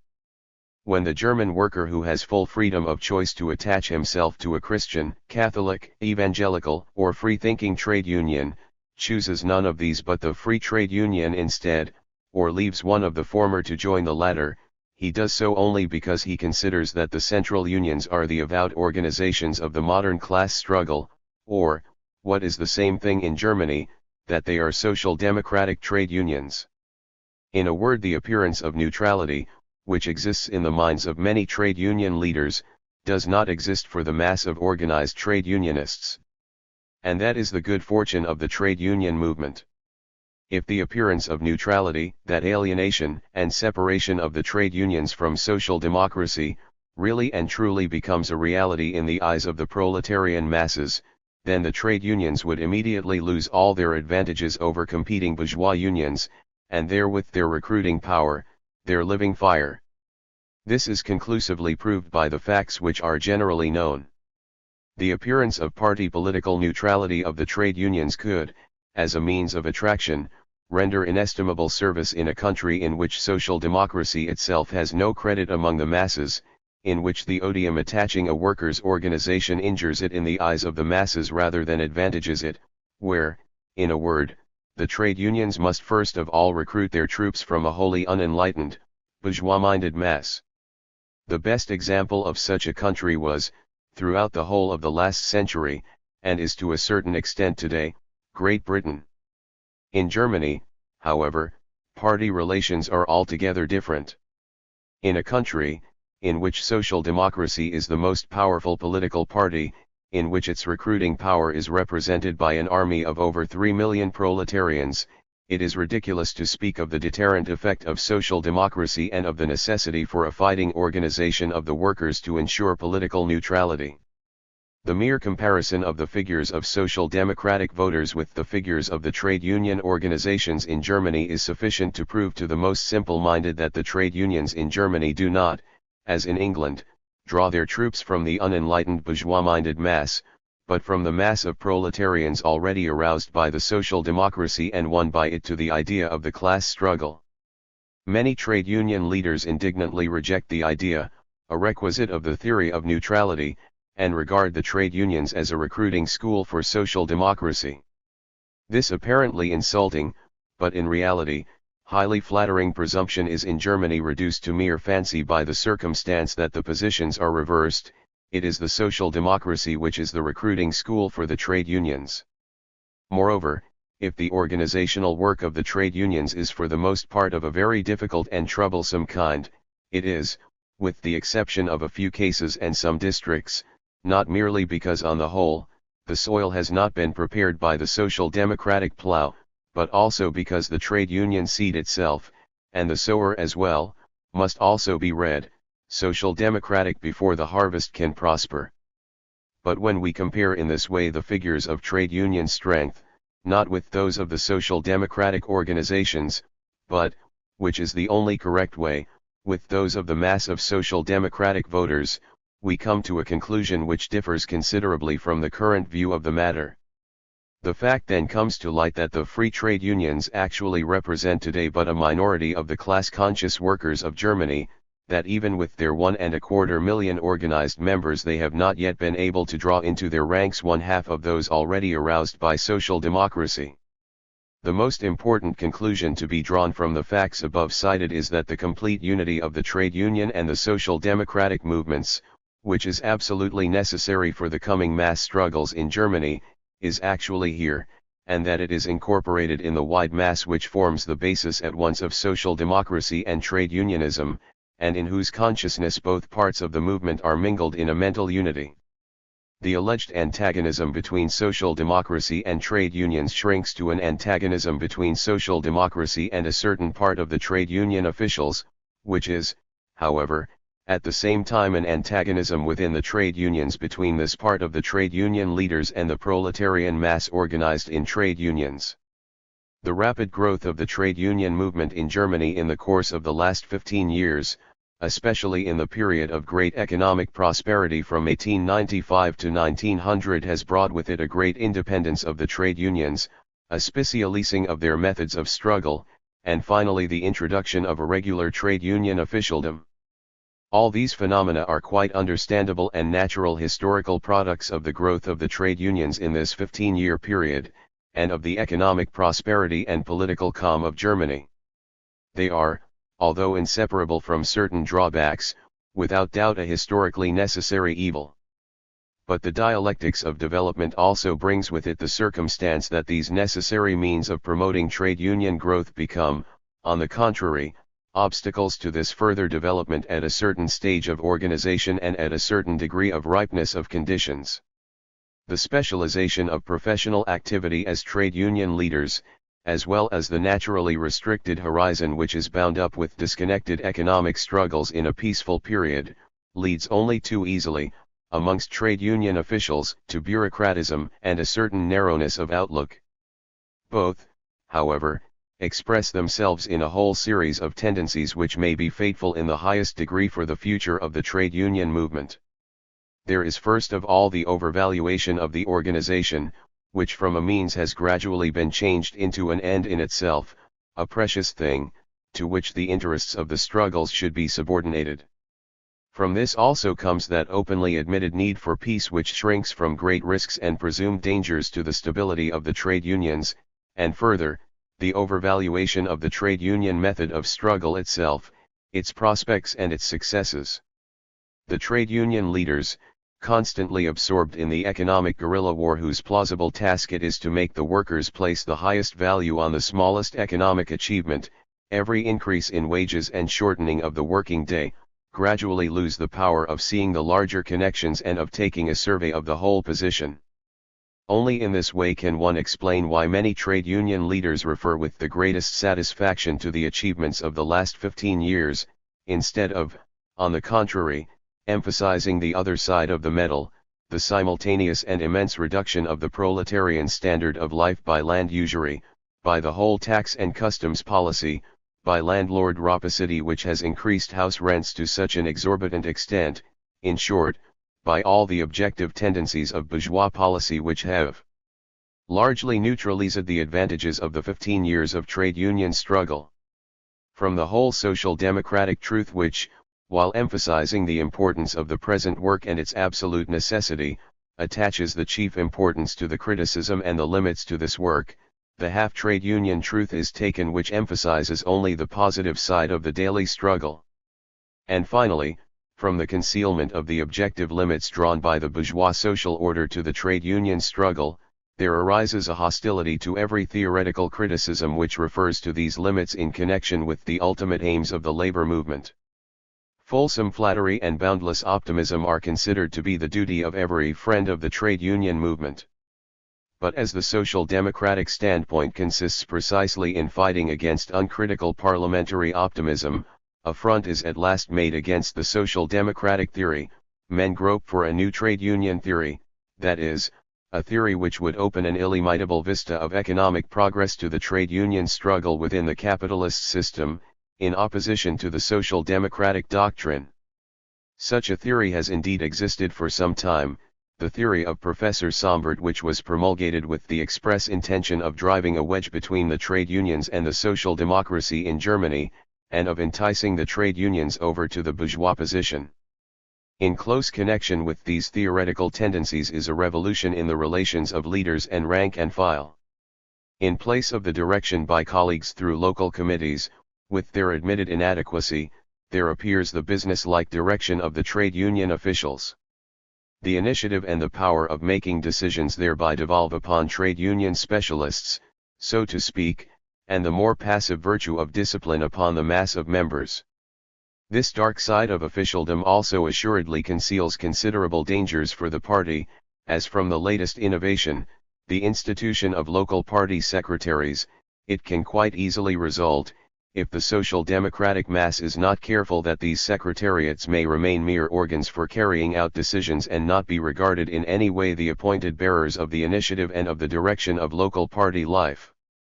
But by the nature of the case, by the character of the political struggle, there are narrow bounds drawn to bureaucratism in social democracy as in trade union life. But here the technical specialising of wage struggles, as, for example, the conclusion of intricate tariff agreements and for the like, frequently means that the mass of organized workers are prohibited from taking a survey of the whole industrial life, and their incapacity for taking decisions is thereby established. A consequence of this conception is the argument with which every theoretical criticism of the prospects and possibilities of trade union practice is tabooed, and which alleges that it represents a danger to the pious trade union sentiment of the masses. From this, a point of view has been developed, that it is only by blind, childlike faith in the efficacy of the trade union struggle that the working masses can be won and held for the organization. In contradistinction to social democracy, which bases its influence on the unity of the masses amidst the contradictions of the existing order and in the complicated character of its development, and on the critical attitude of the masses to all factors and stages of their own class struggle, the influence and the power of the trade unions are founded upon the upside-down theory of the incapacity of the masses for criticism and decision. The faith of the people must be maintained, that is the fundamental principle, acting upon which many trade union officials stamp as attempts on the life of this movement, all criticisms of the objective inadequacy of trade unionism. And finally, a result of all this specialization and this bureaucratism amongst trade union officials is the great independence and the neutrality of the trade unions in relation to social democracy. The extreme independence of the trade union organization is a natural result of its growth, as a relation which has grown out of the technical division of work between the political and the trade union forms of struggle. The neutrality of the German trade unions, on its part, arose as a product of the reactionary trade union legislation of the Prusso-German police state. With time, both aspects of their nature have altered. From the condition of political neutrality of the trade unions imposed by the police, a theory of their voluntary neutrality has been evolved as a necessity founded upon the alleged nature of the trade union struggle itself. And the technical independence of the trade unions, which should rest upon the division of work in the unified social democratic class struggle, the separation of the trade unions from social democracy, from its views and its leadership, has been changed into the so-called equal authority of trade unions and social democracy. The appearance of separation and equality of trade unions and social democracy is, however, incorporated chiefly in the trade union officials, and strengthened through the managing apparatus of the trade unions. Outwardly, by the coexistence of a complete staff of trade union officials, of a wholly independent central committee, of numerous professional press, and finally of a trade union congress, the illusion is created of an exact parallel with the managing apparatus of the social democracy, the party executive, the party press and the party conference. This illusion of equality between social democracy and the trade union had led to, amongst other things, the monstrous spectacle that, in part, quite analogous agendas are discussed at social democratic conferences and trade union congresses, and that on the same questions different, and even diametrically opposite, decisions are taken. From the natural division of work between the party conference, which represents the general interests and tasks of the labor movement, and the trade union congress, which deals with the much narrower sphere of social questions and interests, the artificial division has been made of a pretended trade union and a social democratic outlook in relation to the same general questions and interests of the labor movement. Thus the peculiar position has arisen that this same trade union movement which below, in the wide proletarian masses, is absolutely one with social democracy, parts abruptly from it above, in the superstructure of management, and sets itself up as an independent great power. The German labor movement therefore assumes the peculiar form of a double pyramid whose base and body consist of one solid mass but whose apexes are wide apart. It is clear from this presentation of the case in what way alone in a natural and successful manner that compact unity of the German labor movement can be attained which, in view of the coming political class struggles and of the peculiar interests of the further development of the trade unions, is indispensably necessary. Nothing could be more perverse or more hopeless than to desire to attain the unity desired by means of sporadic and periodical negotiations on individual questions affecting the labor movement between the Social Democratic Party leadership and the trade union central committees. It is just the highest circles of both forms of the labor movement, which as we have seen, incorporate their separation and self-sufficiency, which are themselves, therefore, the promoters of the illusion of the equal authority and of the parallel existence of social democracy and trade unionism. To desire the unity of these through the union of the party executive and the general commission is to desire to build a bridge at the very spot where the distance is greater and the crossing more difficult. Not above, amongst the heads of the leading directing organizations and in their federative alliance, but below, amongst the organized proletarian masses, lies the guarantee of the real unity of the labor movement. In the consciousness of the million trade unionists, the party and the trade unions are actually one, they represent in different forms the social democratic struggle for the emancipation of the proletariat. And the necessity automatically arises therefrom of removing any causes of friction which have arisen between the social democracy and a part of the trade unions, of adapting their mutual relation to the consciousness of the proletarian masses, that is, of rejoining the trade unions to social democracy. The synthesis of the real development which led from the original incorporation of the trade unions to their separation from social democracy will thereby be expressed, and the way will be prepared for the coming period of great proletarian mass struggles during the period of vigorous growth, of both trade unions and social democracy, and their reunion, in the interests of both, will become a necessity. It is not, of course, a question of the merging of the trade union organization in the party, but of the restoration of the unity of social democracy and the trade unions which corresponds to the actual relation between the labor movement as a whole and its partial trade union expression. Such a revolution will inevitably call forth a vigorous opposition from a part of the trade union leadership.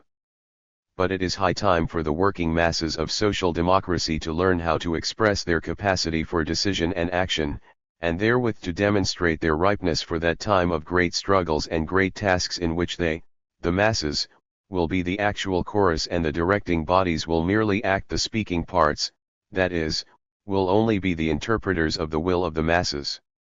The trade union movement is not that which is reflected in the quite understandable but irrational illusion of a minority of the trade union leaders, but that which lives in the consciousness of the mass of proletarians who have been won for the class struggle. In this consciousness the trade union movement is part of social democracy. And what it is, that should it dare to appear.